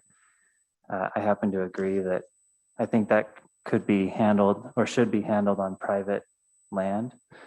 And then the second exception I have with this is the setbacks, which I mentioned in our December meeting when we first heard this. And I was sort of disappointed that no adjustment was made by the developer in that regard. And I think my opinion stands that the setbacks do have an impact on the character of this development as it relates to the adjacent development or the adjacent neighborhood. And so if we were to move forward with this, I would like to see a condition that the setbacks comply with the existing city code setbacks. Which is the underlying R18 zone in this instance. Correct. And I would agree that I have a concern that there were no changes based on our feedback that with the setbacks as well. I have a question for the commissioners about that, you know, because as this is kind of this infill piece, this compromise layout on these properties, if those setbacks were not modified on the lots facing Dover Hill, would it be acceptable in your mind to keep the setback, the 5-foot setbacks on the other properties that face the park? I'm just asking to see if that mixed approaches would meet the intent of matching the character of the existing neighborhood where it's immediately adjacent. I'll respond to that, Commissioner Chapel. I think it's a good potential idea, and I think another compromise was proposed by one of the citizens in the December meeting where they were saying it could be, I can't remember what their compromise was, but I think personally, I think when you start to impact the distance between two houses, you notice that from a range of different perspectives and viewpoints, whether you're in the park or from the neighborhood. And so I think I would say that we should just be consistent and stick with the existing zoning. We're already giving, in 2 instances, we're allowing a variation on the lot width to go below the minimum lot width, which allows the developer to go from somewhere between 14 to 15 lots up to the proposed 17 lots. So I think that's a good part of that give and take where we're getting a nice city park and good access to that public space, and they're getting additional lots. So that's where I would stand on that. Thank you. Can I get a clarification? Was it Commissioner Chapel's suggestion for a compromise that the setbacks just change on the northern piece? Or I think what she said was along Dover Hills, the ones that face onto the existing neighborhood. okay, If I understood you correct me if I'm wrong. the Jessica. side setbacks or the rear setback? No, that's correct. That's the between homes. The side setback. Okay, just I thought I understood that. I just wanted to make sure. I think also Commissioner Allen's brought up a point too that hasn't really, and this will go into our findings of the compromises that are being made from the underlying zoning and our PUD zoning, because we know of the great cooperation that's happening around the park parcel. It's, you know, based on our PUD zoning, it's lot width is one of them to allow for a little bit greater density. There's the trade-offs on open space because it becomes public open space, which advantages both the homeowners and new homeowners and existing, which is fantastic. The density we have a request for on site a little bit more than 50% buildable, and they've broken that out by lot, which I think might need to be adjusted. I'm not sure if this is right. I'm not sure if you know yet either. Is that there was an adjustment between our last presentation and this one on the road width to meet fire requirements, which is a foot, and it doesn't look like it's changed on this, but the scale could be off, which may change. Some of yours are just squeaking in at the 8,000 square foot. Anyway, just heads up for that. And then which may change, you know, the buildable area. And I think the setbacks, obviously, I have the same sentiment that's being expressed or concern about these 5-foot at a side, 10-foot total setbacks. It's tight. And it can be, it's a matter of, not just a matter of aesthetics, in my opinion. There's maintenance and safety issues. I mean, one of the residents brought up during or after the meeting last time when this was first presented. So if you have an extension ladder, you have a 2-story house, how do you get up and fix your siding if a windstorm blows through? Happening to a lot of us a lot lately. You can't extend the ladder out. Could become a public safety issue as well. You need to access quickly into the second story, and you don't have room to get an extension ladder out. That's tough. You could probably get your wheelbarrow through there, but that might be about it. Won't even be easy to bring your garbage cans through there.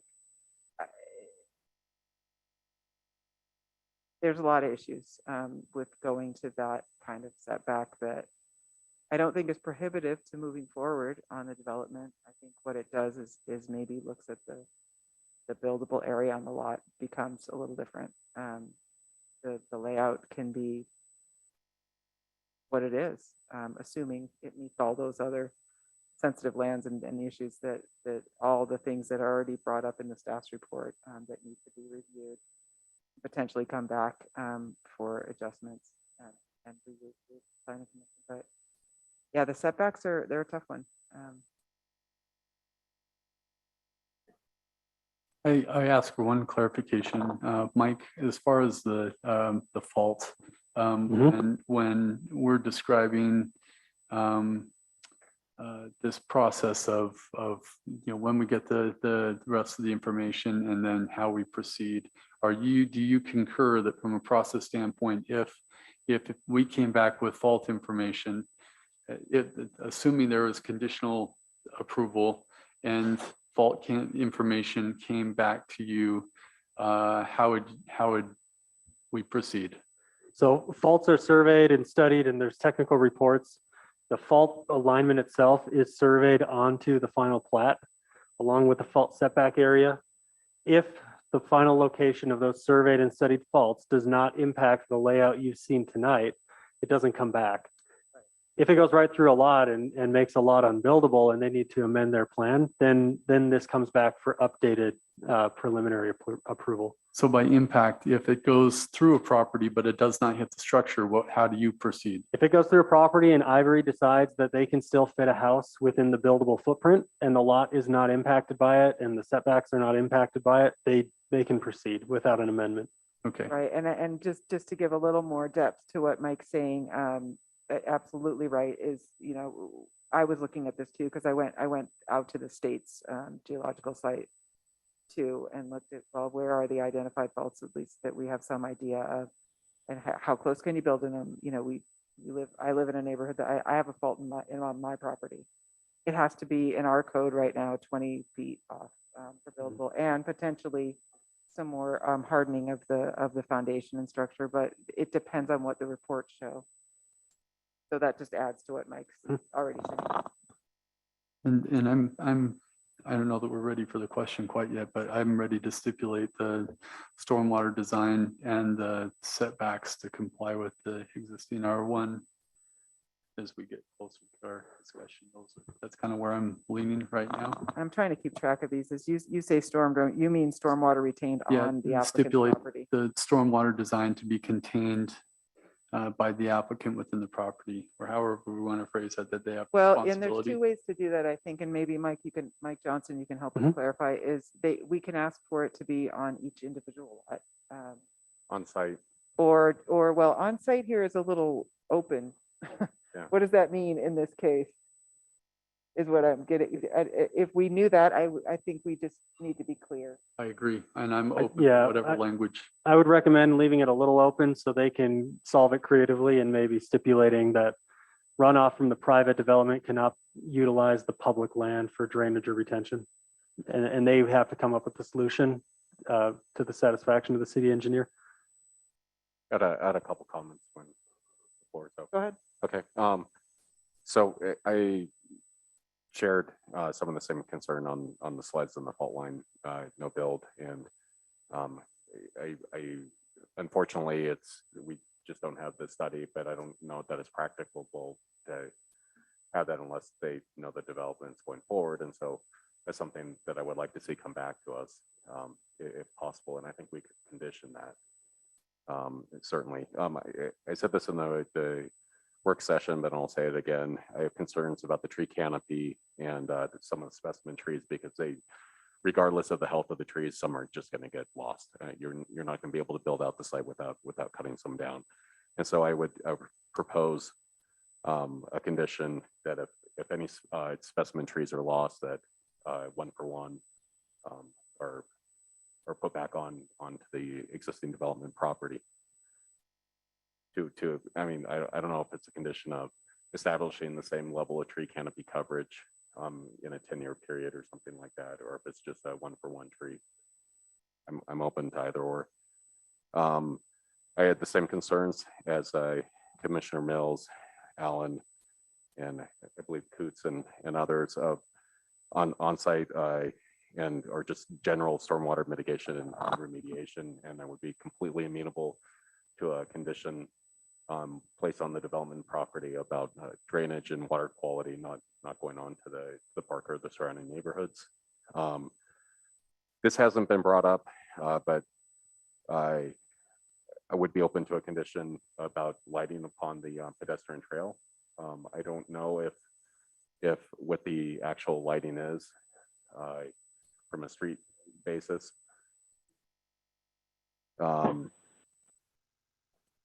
And Mike, I don't think we've actually seen the draft council agreement. Is that correct? No, and the planning commission won't. That's a council agreement. Yeah, so like It's also a public document, so. Yeah, I mean, it'll be a public meeting, but. Yeah, I mean, so one of the concerns I had was like on one of the conditions of the findings of the proposed findings is that high quality materials are being proposed and whatever else. We haven't seen that. I suspect they will, but it's always trust but verify. And so I would want some kind of condition about that piece of it, just as a flow down. I'm sure that's not going to be exceptionally controversial. If it's part of the draft agreement, we just haven't seen it. I think that's the majority of it. Thank you.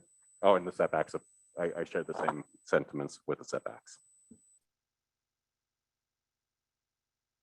Commissioner Ebler, I have a follow-up question on the tree canopy. Just because of the, if you look at where the trees are at, the ones that are in the residential development, they're not going to stay. And then if you look at some others, they're basically right where those parking stalls are proposed at the front of the park. So my question is, on the trees that cannot be saved or that are removed for the homes, are you asking that we stipulate that the developer pay to put mature trees in the future park? Is that, I just wanted to make sure I understand where you want this made up, because we know that trees are going away. Is that coming in the form of just extra funds to the city to put in mature trees, or more, rather than saplings? Is that the point? Sorry. Yeah, it's a really good question. I hadn't pondered that. I think I'm fairly indifferent in terms of whether or not that came back to the city in terms of, I funding towards plantings and whatnot, be it specific to the park or elsewhere in the city. I think the overall concern is you have some fairly large specimen trees, and I completely agree. I think they're all going to get lost in the with the grading and the site build out. And so what do you do with that?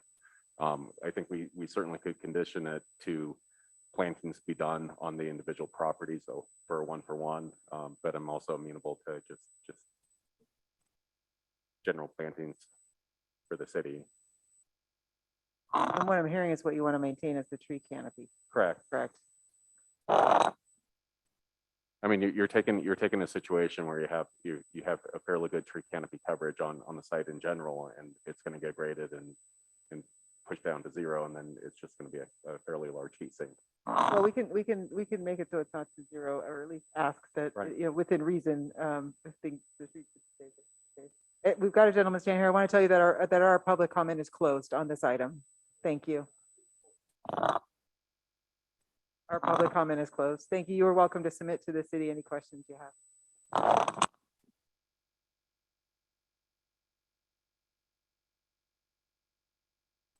The lighting on the pedestrian trail, Jonathan, I think that my understanding is that because that will become Cottonwood Heights property, that would be a park issue. You know, our lighting for the pavilion, for our parking spots, and for the, you know, we would definitely want, and I'm in total agreement, we would want something for safety and security. But I would also advocate for lighting on their private road, you know, that they determine what they're willing to do to try to keep that road safe. So Yeah, and just I didn't include this in my initial set of commentary, but I mean, I still continue to have concerns in the same general sentiment that some of the fellow commissioners have general concerns about the fault line and the slides compliance. I have general concerns that the way that I've interpreted 1978-100 about the design criteria is that our giveaway for reduced setbacks or whatever else is based upon design criteria. And I appreciate that they've shared with us its signature series, but it's fairly generic. And yes, I do think it's going to be high quality, but the devil's always in the details. And like Commissioner Coots brought up a really good point in terms of, you know, even the ladders. And the first thing I thought about was like, where are the air conditioning units going to go? Are they going to go on the side or are they going to go in the rear? If they go on the side, the side yards are useless. You can't get anything past that. And I understand the ARC is going to look at this and whatnot, but we're supposed to be approving this fundamentally based upon the increase of design quality and whatnot. And to me, it seems we're abdicating our responsibilities a little bit, not having those details before.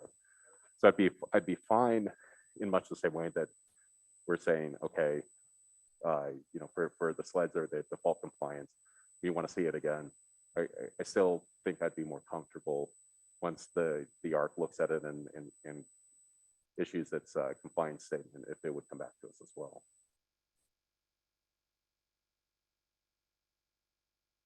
You can certainly ask for that. Yeah, it's just I have a really hard time with. I think the way that the design criteria piece of the PUD ordinance is written is a bit obtuse, because it certainly seems to indicate that the ARC has the authority over those design elements, but in other portions of it, it says it's a joint responsibility, and that. Well, the layout is the plot, and Right. and that rests here in the conditional use. And they will certainly comment on it and have a lot to say. And Scott, are you still here? I think, yes, there you are. And we rely pretty heavily on them, but we can certainly ask, we don't ever see that again unless we seek it out. It is like they've said, it's a public meeting, we can go. And I have known a few people who have been on that who have said, gosh, we'd love to have you guys come more often. It would be really helpful. But yeah, we can certainly, if what we want to see is have it come back and say, is this proceeding in the way that we following all of our rules and that we expected it to at the quality level that we needed to, or the compromises. If there's a specific compromise you're concerned about, say it now. Yeah, I mean, It informs them too. Yeah, I mean, from a generic sense, I mean, the problem I have just with situations like this is once the approval is given, other bodies basically say it's already set in stone, and so like let's negotiate around the edges, but there's no teeth in terms of actually making. I hear you. It's been very much my discomfort with this. Is so many of the items as you go through it and the recommendations for approval and the conditions for approval are once we receive this and once we receive that, once we receive this, then we'll go ahead. But if there's a problem, we'll come back to planning commission, which in my experience hasn't happened. Have some things gone forward in ways that I didn't expect to see, and that make me feel very uncomfortable. Yes. I mean, maybe but it's rare. In my experience, I hear you, and that's been my discomfort too. Getting a lot closer to it, having these discussions and getting the input. We've had quite a bit closer actually tonight. I've learned a lot. But this may help out the ARC as well in terms of negotiations with the developer if they know that there is this tool that we could call it back. I don't even know if we have to like mandate that it back, but maybe it's a situation where if it would put the city in a much better negotiating position around those level of details. Agreed.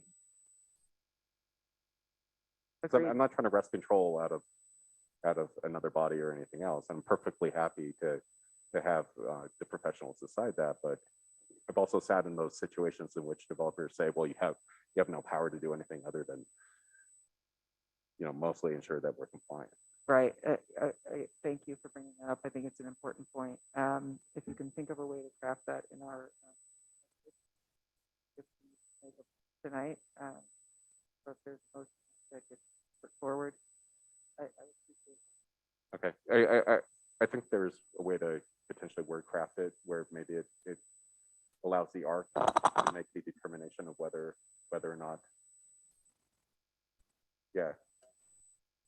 I would suggest that it's worded in a way that when it goes to ARC, it's clear what the concern is and not that it has to come back to Planning Commission to review and approve it again. I just don't, it seems to me like Mike Johnson had a bullet in his, and I'm sorry, I'm trying to not go back and forth looking at stuff, but there was a bullet that talked about some of the design elements of the home, and maybe we could use that as the springboard for what we're trying to say. I just don't, I don't think we want to start having, after it's gone to ARC, come back to us, and then what if we don't like it? I mean, and then I think we just have to be clear about expectations and the condition up front. Exactly. Thank you, Commissioner Anderson. There's a couple other conditions that I'd like to see, and they've been started in the city's recommendations, but I think we can probably make them a little clearer. And one goes to no retainage, which our codes for our planned unit development says it needs to be retained in a public area, and it's shown here on basically the two. What will be two private lots in each instance. So what Mike had recommended in our work session was we could ask for an easement on that. My concern is, I have easements on my property. Are there fences through them? Sure. But there's no snowplow that's going to come and push my fence over like every time there's a storm. So I think we need to make sure that language is beyond easement on those private parcels for snow storage, but that maybe someone can help me come up with stronger language, but I think it's important that is a set apart, especially the way some of these are laid out. There's a few at the end of those dead end streets and I have friends who have bought into developments like this where they do the plowing and you can't get out of your driveway for a few days until you can figure out how to move that. It's and we don't want to put new residents in a situation like that either. So that's one I'd like to see clarified. I'm not quite sure. I'm open to recommendations on the language for how that happens, but I think just an easement is not really strong enough to mitigate the problems that can exist there.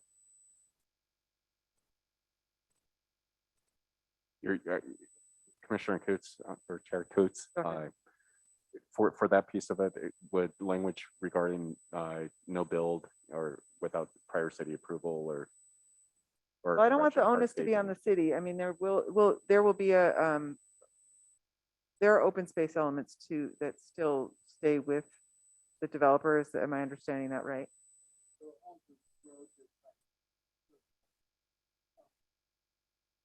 Okay, so I guess maybe it's beyond an easement. There's also, you still have the opportunity to look at some of those and redesign them.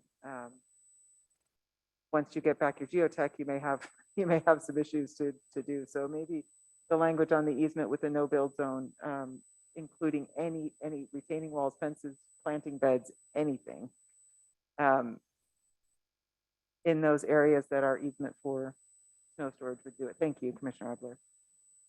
And I might recommend, if they're pushing snow onto somebody's taxable property, that's not going to be appreciated. But if it's just part of a continuation of the hammerhead, if the road just goes far enough that they can keep the snow onto the terminus of the road, that I think has much less harm, and the road in essence becomes common area to the HOA, and there's already going to be a mechanism for maintaining the HOA that way. So I don't have a lot of heartburn as long as the design reflects that the snow is being pushed not onto people's private property like that. I think goes without saying that Nobody's going to want to pay taxes on something that just is used for snow storage. So So this, eventually that road will be a homeowners collective, right? That's who will own the road. Yeah. So the snow needs to be in the stored road. in the home, in that common area.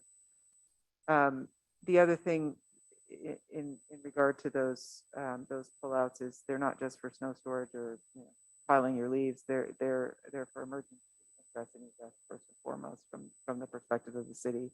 And they need to be deep enough. And I haven't seen any clarification here. I saw a clarification on the road width, but not on the pullouts or turnaround, which what a fire equipment would call it, a turnaround, and or a garbage truck, which will all need to access this private roadway. So, you know, there's depths for, maybe Jesse, you know these off the top of your head, there's depths for, you know, these turnaround radiuses and what they need to be. And Yeah, depths. they've been approved by the fire department.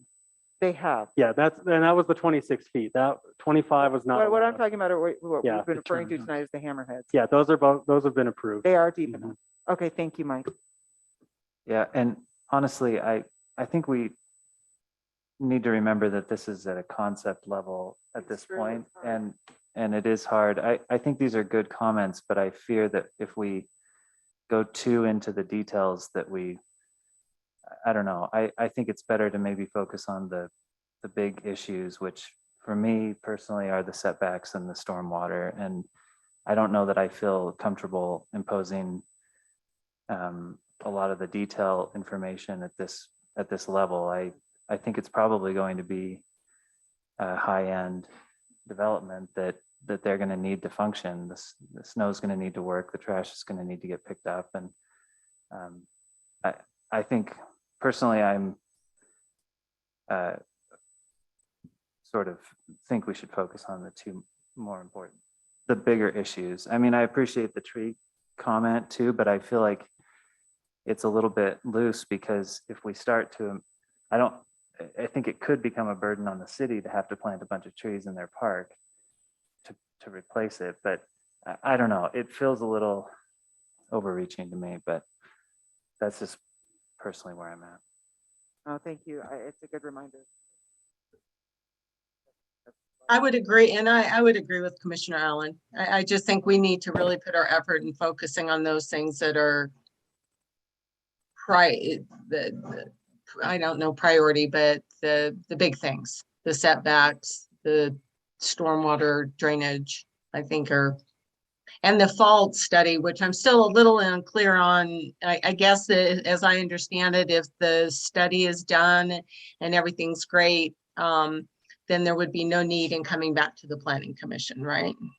If there's no change to the plot no based on change the to results of the study. Okay, so we have to keep that in mind, right, when we're looking at this, that could be the case. Okay. Yep.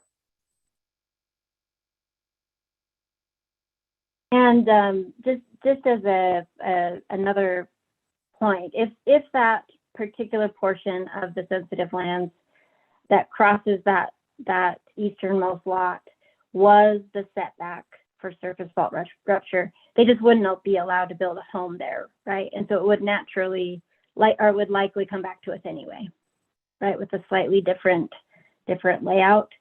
And so I'm honestly less concerned about that piece at this time. Thank you. And yeah, that's my understanding, and I see Mike Correct. Yep. nodding as well. So yes. I just wanted to add oh, sorry, go ahead. Oh, I was just going to add that I definitely am, through this discussion, I definitely think that I'm leaning toward Commissioner Allen, and as far as those two elements as ones that we might add as conditions. Sorry, go ahead, Commissioner Edler. Thanks. So to Commissioner Allen's point, I mean, the reason I brought up the tree canopy coverage was I didn't see it as a disconnected issue from storm water management and mitigation, because since large tree canopies delay rainfall and impact the quality of the ability for the on-site pieces of it. And so like I saw those as connected, but I'm also happy to to, defer to the wishes of the majority. I mean, I don't disagree that it's a tough condition to necessarily legislate. But when I walked the site this morning and saw the trees, that was one of the first things I thought was in terms of the snow that collects, the rainfall that collects, and versus it just going straight into the ground. If it was just a cleared site. So just an additional point. Yeah, and one of the recommendations that the staff has put forward, and I'm looking at page numbering is still off. Let's see. Page 67, but it also says page 4 of 6. I don't know if that helps you, but this is their recommendations, and they've got a tree preservation plan completed by a licensed arborist that provides an inventory and analysis of all trees on site and makes recommendations for preservation of as many existing healthy trees as possible. And I think what you're doing is adding to that with a replacement of those that are lost. Or Yeah, I mean, legally speaking, practicable is just what they say. Well, that's where a house is going to go, so that the tree has to come out. Right, I get it. And I'm not saying that necessarily we have to plant it in the park or whatever else. It could just be like if a specimen tree comes out, X number of thousands of dollars is paid as an impact fee to the city to be used for open space or whatever else as they see fit. I mean, I think there's ways to condition it where it's a pretty easy giveaway, and it's just basically an impact fee. But it's just a lot of the trees that I think are going to come down are actually quite large and probably do a lot in terms of just the overall health of the neighborhood and the existing area. And I'm concerned about what happens once they're gone, especially with the downstream effects of where water's going to run. Are we getting to the point that we're ready to talk about stormwater setbacks and tree canopy, those three? I would, yeah. Yeah, I Ready think for I can a motion? form a motion on that. You ready, or do you want me to go? I move, I'll move. I move that we forward a recommendation of approval to the city council for project. Commissioner Allen, you are the approval authority here. Oh, sorry, I don't have a model motion for this one. Yeah, I've got one, we are- sir. So we have plot approval to go through, Yeah. and we also have conditional use approval. Yeah, let me get So model those are the motions. two things that we need to look at, and they do rest here with the planning commission. We're not recommending to anyone else. Okay. But our conditions will obviously be incumbent upon, go ahead. Yeah, come on up. Commissioner Coates, when Just a minute. sure. No, go ahead, please. So I just wanted an opportunity before the motion was set in regards to the setbacks. So there was a comment made that, and maybe I misunderstood, but that we made no adjustments to accommodate the setbacks and that with the existing neighborhood. Mike, is there a chance that we can show the? I think we. So we did move the trail to the southern portion for that reason. Yes, we understand. So at that point, we're exceeding the 20-foot that would be the minimum in the regular zone. To the same extent, we've done that up on the other side where we have our only other side neighbor. We took that to 7. Looking at it, their current setback is approximately 15, puts us well over the 20. All setbacks, variances that we're requesting will inherently be internal to those who are purchasing. So just wanted to make that clear that there is no setback variation asked in practicality amongst existing neighbors. Right, it's our underlining zoning we're looking at. But thank you very much for the clarification. Now we're going to go back to our deliberation, and I appreciate that. Chair Coates, I have just a logistical question. Since I think we're going to have more than one motion and there may be agreement or disagreement among that, would it be better to handle each condition one by one versus en masse?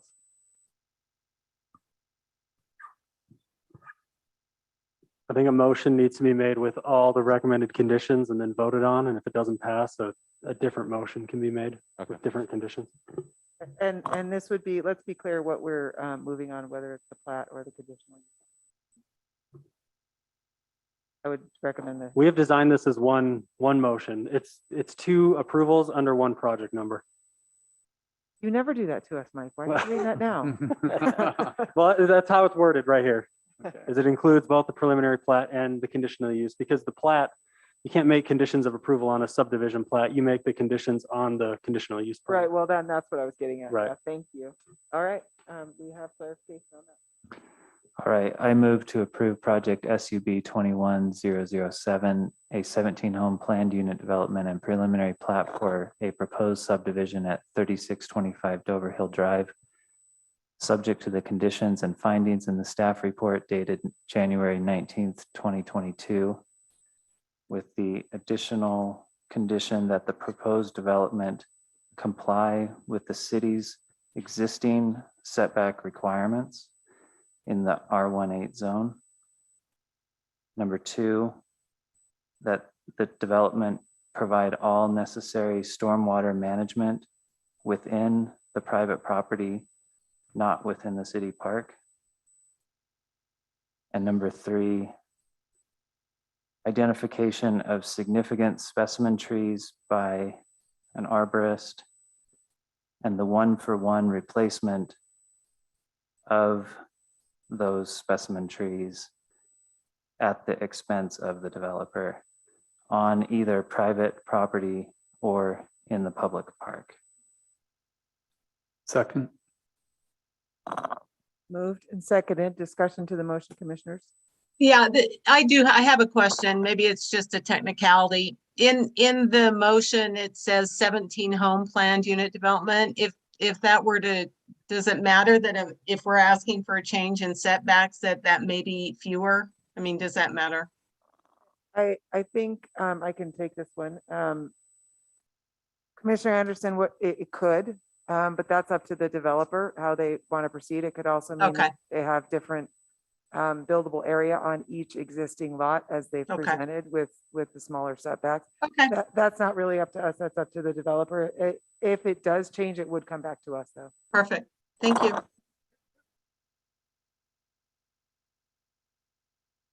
Commissioner Allen, I have a potential friendly amendment, but I'm happy to concede it as well.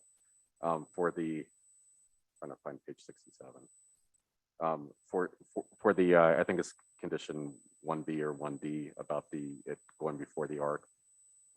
Would the commissioners be amenable to an amendment that required the way that that condition is worded is just that they review it and they shall issue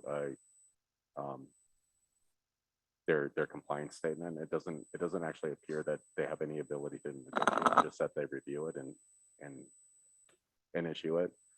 I would be more comfortable if there was language that said shall review it for compliance with the development agreement or something to that effect.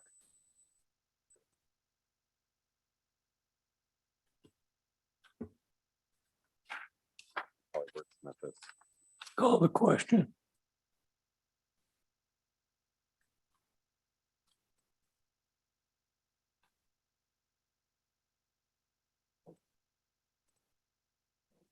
Like to vote on All right, so we have an amendment to the motion. Do you think you have your language clear, Commissioner Edler? I see what you're looking at. I actually have 67 open right here. It's prior to approval. Prior to final approval, the city's Architectural Review Commission shall review the proposed development under its purview to review all PUD applications and shall issue a certificate of design compliance. It's just a directive. Strike issue. the word shall. Yeah. Review for? Okay. Review for compliance. So a comfortable with motion, a that. second, and amendment suggested to the motion. Do we need a second to that amendment? No, we have a second. We just. Oh, need we have one? acceptance of that by the motion maker. I'm fine with that. Got around to it. So that condition was set up that a certificate shall be issued before final approval. That's what the shall means. The ARC follows their purview. They will review according to their own ordinance and make changes and modifications and whatever. The shall isn't, it just has to go to them and they have to approve. They must approve before we sign and record a final plat. That's how that's set up. Yeah, I understand that. It's just the way that this is actually written. It's just that they'll review it and then they'll issue it. So you want to maintain your amendment as do. stated? Okay. I don't Thank you. think it changes the intent. Thank it you just for the clarifies. commentary. So now we have it's still there. And we need maker to either accept it or not. Can you restate the amendment, how you? Sure. So recommendation 2 will now read, prior to the final approval, the city architectural review commission shall review the proposed development under its purview to review all PUD applications and review for compliance before issuing a certificate of design compliance. But isn't that what they do? It is, but that's not how this reads. I'm sorry, I'm not sure what you are looking at. Is it what was in what Mike presented? Is that what you're referencing? So we're issuing a legal condition upon the conditional use that reads that it's just, they'll review it and issue the certificate of design compliance. That's the legal standard from this condition. They have their own set of rules and regulations and whatever else that could apply, but you could also get an enterprising attorney that says, no, that's not what that's not what the planning commission said is required. I don't think it's a distinction without a difference. If that's how the ARC is going to do it, then there shouldn't be much of an argument. We're making the wishes of the commission abundantly clear that we want the ARC to review it for substantial compliance.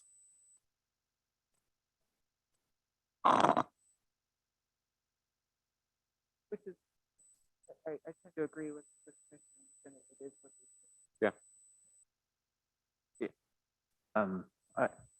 Yeah, I think I have confidence in the ARC's current functionality and purview. I think I would say no to the amendment. I would That's agree. the original motion and second. Any discussion? Commissioner Coots, I'm having a hard time hearing you sometimes, so I don't know. I turned my head away. I apologize. Thank you. Make sure you let me know that. I appreciate that. So what I said is now we're back to the original motion and the second stands for the original motion. Any discussion to that? Okay, hearing none, we'll call it. We'll call the vote, and I'll start with you, Commissioner Anderson. And I hope thank you for reminding me to be straight on to the microphone. Thank you. Yes. Commissioner Chapel? Yes. Okay, Commissioner Wild? Commissioner Mills? Yes. Commissioner Ebler? Aye. Commissioner Allen? Yes. And Commissioner Coots, yes. So hopefully we've all been able to keep track of all those conditions. But we're pretty clear, all those that are stated in addition to what was stated in the motion. Thank you. We look forward to the park and we look forward to the neighborhood. And hopefully we won't have to see you again, but we may. If things change that much, we'll welcome you back. And we have one more item, and thank you. You've been very patient. Our agenda tonight, and that is, I'm sorry.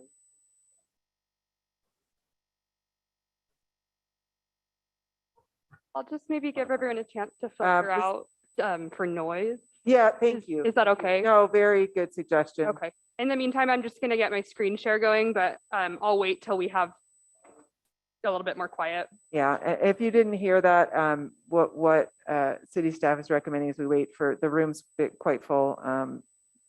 If those wishing People to were have a very discussion- vested in that PUD, and we'll wait for them to clear out a little bit so you can hear better, especially if we turn our heads sideways and aren't as straight onto our mics. So bear with us just a minute if you're joining us. Yeah, I electronically. appreciate everybody. It's hard with masks and background noise. the ambient No, ambient noise. So I appreciate that. Thank you, Sam. Okay, we have this up here. Let me just adjust the screen a little bit.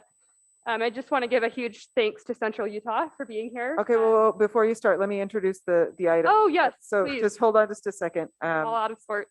I appreciate it. This is 3.3 on our agenda. This is project ZTA-22-001. This is a public hearing to receive comments and make possible recommendations to the city council on a proposed ordinance update relating to water conservation standards. This city-initiated ordinance is being proposed in response to requirements at the water provider level, and we'll turn it over to Samantha from the city to introduce that. Oh, thank you so much for the introduction. I'm sorry to cut you off there. So thank you to Central Utah Water Conservancy District for being here. We are joined still by Rick Malloy from the district, and then also by Savannah Peterson. So we appreciate your patience and being with us here tonight, and just want to remind the commission that we do have them here if you have questions that they may be more apt to answer. I think we went through this really pretty thoroughly in the business meeting, but for the benefit of our audience, I will just cover these again. So kicking things off with why we're looking at water efficiency. Main reason is the limitation of water as a resource in Utah. It's a very dry place. Always estimated or typically estimated within the top 5 driest states, and sometimes even estimated as the 2nd driest state overall. We also have a steadily climbing population rate. We're expecting to see that double within the next 40 years or so. And so these two things combined create a little bit of a scarcity issue where we are so glad people love Utah and want to be here, but we want to make sure we have water for now and future generations. I think that's well summarized by these sentiments from the Division of Water Resources. There's a lot of different ways we can conserve water. It's a complex issue, so there's many things that you can do. What we're looking at tonight is specific to landscaping, and kind of the rationale behind that is that we use as Utahns about 2/3 of our potable water for landscaping irrigation. And this percentage often comes from over irrigating. So this represents a great opportunity to maybe look at the ways we're landscaping and incorporate some more efficiency into that. And when we scale down on the water that we are using for landscaping, it frees it up for other really important life-dependent functions. I will also mention that this is a very important topic being discussed kind of almost anywhere right now. It feels like water is just on everyone's minds. In the current legislative session, which started yesterday, we've already seen a handful of water bills relating to water conservation, both in plumbing fixtures, accounting mechanisms, and landscaping itself, all very consistent with the effort we're looking at tonight. And then we also are seeing an action plan being developed from the governor and other state entities looking at coordinating conservation efforts. One of the governor's main goals for addressing water conservation specific to landscaping is to expand incentive programs which encourage folks to update their grass or their turf for more water efficient landscapes. Those programs are the Flip Your Strip program that applies to park strips and the Local Scapes Rewards program for yards. These typically were just available to Jordan Valley Water Conservancy District households, and most of Cottonwood Heights was therefore not eligible. So to facilitate the expansion of these incentives, our water provider that does serve Cottonwood Heights, Central Utah Water Conservancy District, began offering these incentive programs to all of the households in Salt Lake County starting this last summer. If we would like to continue to be eligible for these programs that have been looked at for a long time and kind of just recently opened up, we will be required to adopt water conservation landscaping standards. So that's really why we are looking at this tonight. The standards are pretty concise. They relate to irrigation with the use of drip, except for lawn, efficiently designed irrigation with a few different metrics, mulch in landscape beds and coverage of about 50% in those beds with plants, no lawn in park strips or narrow patches or steep slopes, and then a lawn maximum in single family and multifamily and commercial projects ranging from 35% to 20% of the landscape area. I will note that does not apply to active recreation areas like parks or soccer fields. And then it also requires the use of local scapes landscaping techniques for residential projects, which we have some bullet points here that all apply to just increasing efficiency and functionality of Utah yards. And then just to kind of wrap up my content, I wanted to share this image again that represents on the left, sort of standard practice where you have lawn covering most of the yard. And then on the right, looking at adopting these standards, we see a yard that still has the lawn, but incorporates some other landscaping areas to be a little bit more water efficient. And we see note of some really significant estimated savings here too. So I think this is pretty much the content I have for you guys. I don't imagine you're quite to the model motions. And I see there might be some questions for me from you guys. I'm not sure. So happy to answer those. I think you're seeing that right. And so I would encourage you, Commissioners Mills, and to go ahead and ask questions. We have Samantha at the podium.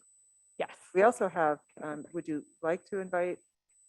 Totally up to the Up to you. commission. We do have our experts here. So You maybe don't have to, you're welcome to, or we maybe can if- just ask you questions. We met you in the work session and we appreciate you being here.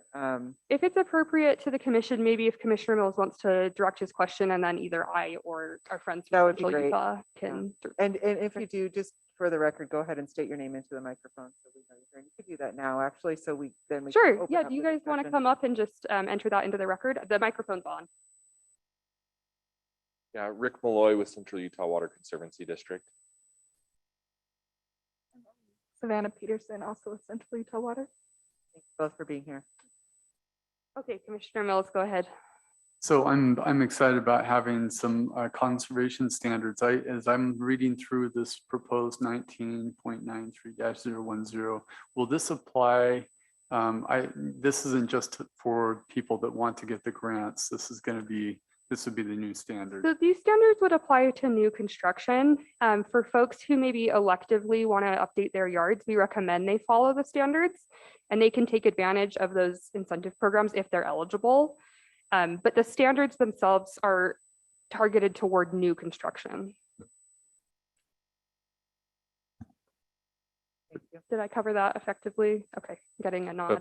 But by adopting the standards, it opens up the entire city in the conservation district or the water district to be able to get the grants and whatever. Yeah, it just preserves our eligibility. We're currently eligible, but by adopting standards, it preserves that. Is there another precedent of a municipality that's adopted a 35% There are. of turf? Yeah, so maximum? let me see if I can remember these. Harriman, Riverton, West Jordan, South Jordan, Bluffdale, Layton, Riverdale have all adopted. Holiday, Mill Creek, and Salt Lake City are also looking at these right now and kind of at a similar point in engaging with these requirements. Have any of those municipalities adjusted that 35% maximum turf? I don't believe so. And my understanding is that is a requirement for the ordinance. Rick, do you want to come up? So there have been some considerations made, especially in areas where there's particularly small lots. So in Riverdale, there was some considerations made where, to even have an aesthetically pleasing lawn, you may need to exceed that. There's also been some considerations for reducing the size requirement down a little bit to accommodate small lots. I don't think that that's a challenge everywhere throughout the state, but certainly in some areas. How did you come up with that 35%? Or I don't know, I think it's a good idea. I'm in favor of it, but I'm worried that might be kind of contentious with some of our historical love of lawns in Utah. Yeah, so we actually did a lot of studies through Utah State and looking at the lot sizes and what a functional landscape would be. And so we looked at the standard lot size of a 1/4 acre, and 35% being functional landscape, you actually don't lose out on a lot. Most people And we consider the landscaped area to be things like patios, recreation areas, that when you remove all of that, 35% is actually a fairly large space for functional turf. But certainly that's something that we can continue to look at. But we found 35% to be the best recommendation. Thank you. Before we go any farther with questions, I'm reminded by this gentleman out here that we did not open public comment. So please go ahead and we'll do that now. And first, buddy, state your name and. Yes, my name is Howard Norton. I'm the president of Richards Irrigation here in Cottonwood Heights. This kind of threw us for a loss when we saw this on here. We haven't heard anything about this. And we're kind of interested how it is going to apply to the secondary water suppliers, such as Richards Irrigation and the current properties that are being irrigated through our system, which is a pressurized system, pressurized pipe system. So if I'm understanding you right, you're flooding. That's how you deliver the water, right? I mean, and that's how they irrigate. We use a gravity-fed pressurized pipe system. The water is fed into a pipe, and then the pipe, just with the down, just coming down the hill from the golf course up there where it feeds in, we get up to 50 pounds of pressure in the pipe with our system. And it just does it with the regular sprinkler systems in the properties without having to flood irrigate. But when you get your water, and you use your allocation, right? Yes. Yeah. Yes, we have 9.5% of Little Cottonwood Creek from April 1st through October 15th. Thank you. That's very helpful.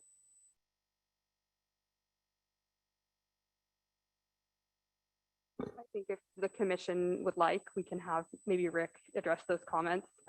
That would be useful. And before we do that too quickly, you're the only person in the room, so I can see you. But do we have anyone who's participating electronically who wanted to participate in public comment?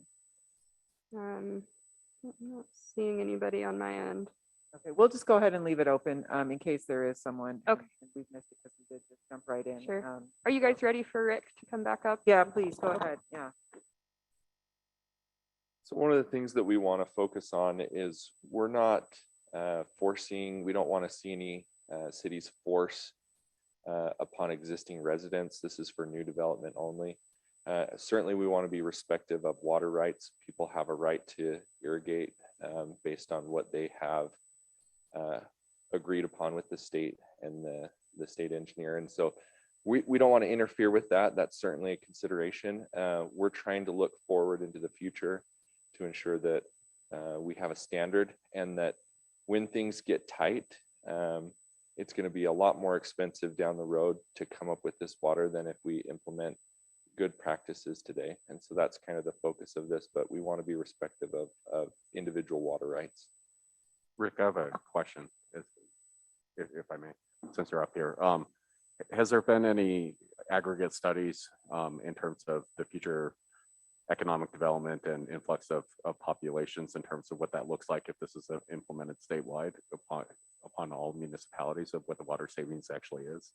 Yes, so we do have numbers. I don't have them for you right now, but I can get them to you.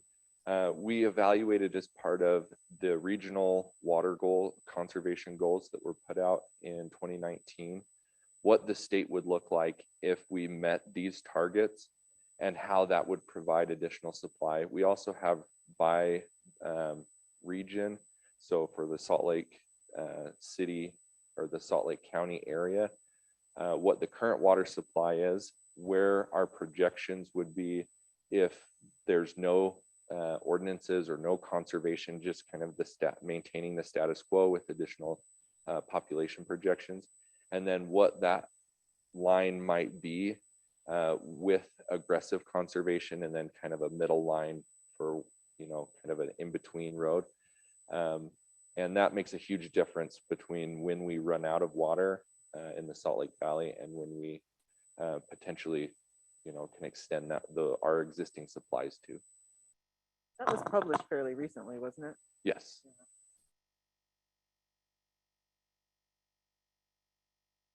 And I'll get those reports. To Samantha. I did just notice that we have a hand raised in the meeting. It looks like John Porter, who was with us for the earlier item, has raised his hand. So if you guys would like to. Thank you for noticing. And yes, we did leave the public comment open. So John, feel free to join us when you're. They'll let your speaker get access. I still show him as muted. So John, if you're able to hear me, if you want to, oh, it looked like you unmuted for just a moment. If you want to try that again. There you go. Here we go. Yeah, hey, the question I have is, I'm always interested in these water things because, the citizenry is asked to, make some kind of sacrifices, in their properties and stuff. Are the water people there? I mean, we talk about, how much water are we capturing all the water that we can? Do we have dam plans? Do we have water management things going on throughout the state to plan for the growth, or are we just expecting people to live with less? Kind of I don't want to say it out loud, but I mean, the citizenry. And then the other question I get, when we look at water in this state, how much of the water goes to farmland, how much goes to residential, and then there's a number of crops that we have in the state that are very high water users that probably exceed. I'm thinking of like corn ethanol that we have that use water. And I always find it strange that we always want to ask the citizenry to do it when we have methods of collecting much larger swaths of water through the farming and controlling what we're doing. And I mean, it's nice Cottonwood Heights wants to, virtue signal that they're going to save a little bit of water, but ultimately we're going to need a whole lot more water than saving a little bit for people watering their grass. Anyway, that's my comment. Thank you, John. We appreciate it. I have a clarifying question for Sam and maybe Mike. So, I always get, I'm always interested when we codify something, because then where's the enforcement mechanism? Because we get things on the books and then we rely on our code enforcement people who seem to be overworked right now. But if we need to codify it in order to get the incentives, I understand that. But, on the enforcement side, not to nitpick, but do we have a feel for what that looks like? Because if it's just a recommendation, this is the kind of stuff you publish in the city journal and encourage best practices. If we're going to hold people's feet to the fire and we're going to go inspect the work of new developers, I'd love to know how we're going to enforce that. Are we finding them? How are we checking up? And if we're not gonna, if that's gonna be too much of an administrative burden, is it essential that we codify it? Yeah, so great questions. I can take those, and Mike, feel free to jump in. Where it's a new construction trigger, it'd be something we'd be looking at during building permit, just like we would be doing for plan review. So if this were an ordinance where, we were requiring or codifying or something that would have people be turning over their landscapes, I think the enforcement would be much more challenging. For the new construction, it's something we anticipate we'll look at, like our park strip ordinance or outdoor lighting ordinance. And it may require enforcement too if something were to not be installed correctly. There's always that possibility, but we're hoping to address it kind of on the front end. And then I'll also say for the incentives, which are targeted to existing landscapes, Central Utah does a really good job of kind of vetting those and making sure that it's installed accurately and it really meets the standards of those incentive programs. So That's exactly what I needed to hear. Thank you. Commissioner Mills, can I ask a clarifying question on that? Was the question more, my first reaction was what Sam said in terms of, they'll handle it in the building permit process, but is it more a question of someone buys a house, they complied with it at the time of construction, and then they move in a year later, they decide they want 50% or 60% lawn, and then how do we enforce that, and how do we find that? I understood from the first statement in the code, the conformance requirement, that there's it says the principals are encouraged for retrofit and remodel construction. So language that says encourage, I don't think requires an enforcement. So I was comfortable that that communicated, and unless Shane has some heartburn with the word encourage, I was okay with it. No, I think the question I had was about, I get the retrofit piece, and I don't have any problems with that, but when you brought up the question, it was that whole thing, we now have a law in the books for new construction, and so there is a different standard for new construction that will exist in perpetuity from the time it's built going forward, that where enforcement is a possibility, whereas for everything else, it's a grandfathered, whatever it is, non-conforming use or. Yeah, I can probably take that question if it's appropriate. I anticipate, and at a staff level, we've had discussions on that just being a non-conforming use process. With a lot of things, having a city that has some history, there are things that change and things that were approved or built under one set, and we would anticipate following all the statutes that were required to by state code and city code for non-conforming uses. Commissioner Ebeler, I think I know what you're asking, is if a house is built under the new ordinance and then 5 years later, Correct. new owner owns it and puts in Correct. sod. That's like today, if someone builds a deck without a permit and we find out about it, we find out when that deck started being built and if that was allowed, and if it wasn't, if, we'd verify when the house was built, the code existed at the time, we'd go enforce like any other code violation. So the city said have had this on the books for the last couple of years in like Harriman and West Jordan and whatnot. Are they seeing this being an enforcement burden or whatnot, or? I don't know if there's any experience with this in terms of the other cities. So it's fairly new. However, I will say that there has been some adjustment in just looking at landscape plans. That's not something that all cities look at in for residential construction. So it's been a shift, but it's not been burdensome. We haven't heard any reaction to that. I will also just mention, in maybe reference to your other comment, that some cities are looking at implementing a conservation easement on a property that's then recorded with the county, so that any property owner that was then to purchase that, they would see that maybe the developer came with less water for that existing development, and to show that, yep, we have recorded a maximum 35% or whatever on that property. So there's a few different avenues that are being seen across the state. I would say it's certainly up to the city what fits best. Yeah, I appreciate that conversation. Would it be appropriate, would the commission be comfortable with me just adding a little bit of information in reference to Mr. Porter's comments on, just wanted to note really briefly that he brought up some great comments on kind of the need for it to be multifaceted and not something that's just expected of residents. And I just wanted to mention for anyone who's interested to look into the coordinated action plan for water.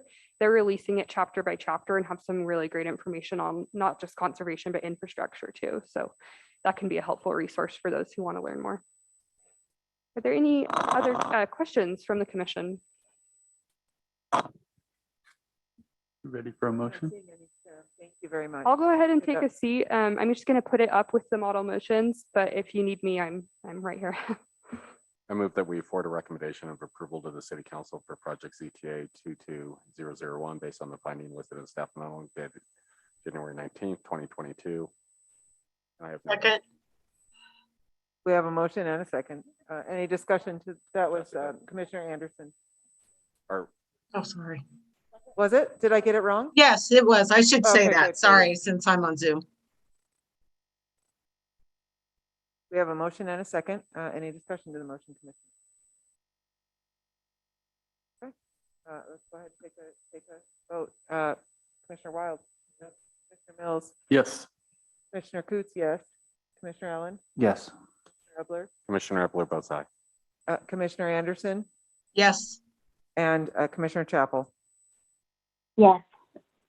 Okay, so we forward that with a positive recommendation on to the City Council. Thank you for your presentation. Thank you for being here. And your Yeah, thank you for your questions. It's always great to hear your feedback and engage with you on these things. So appreciate your patience.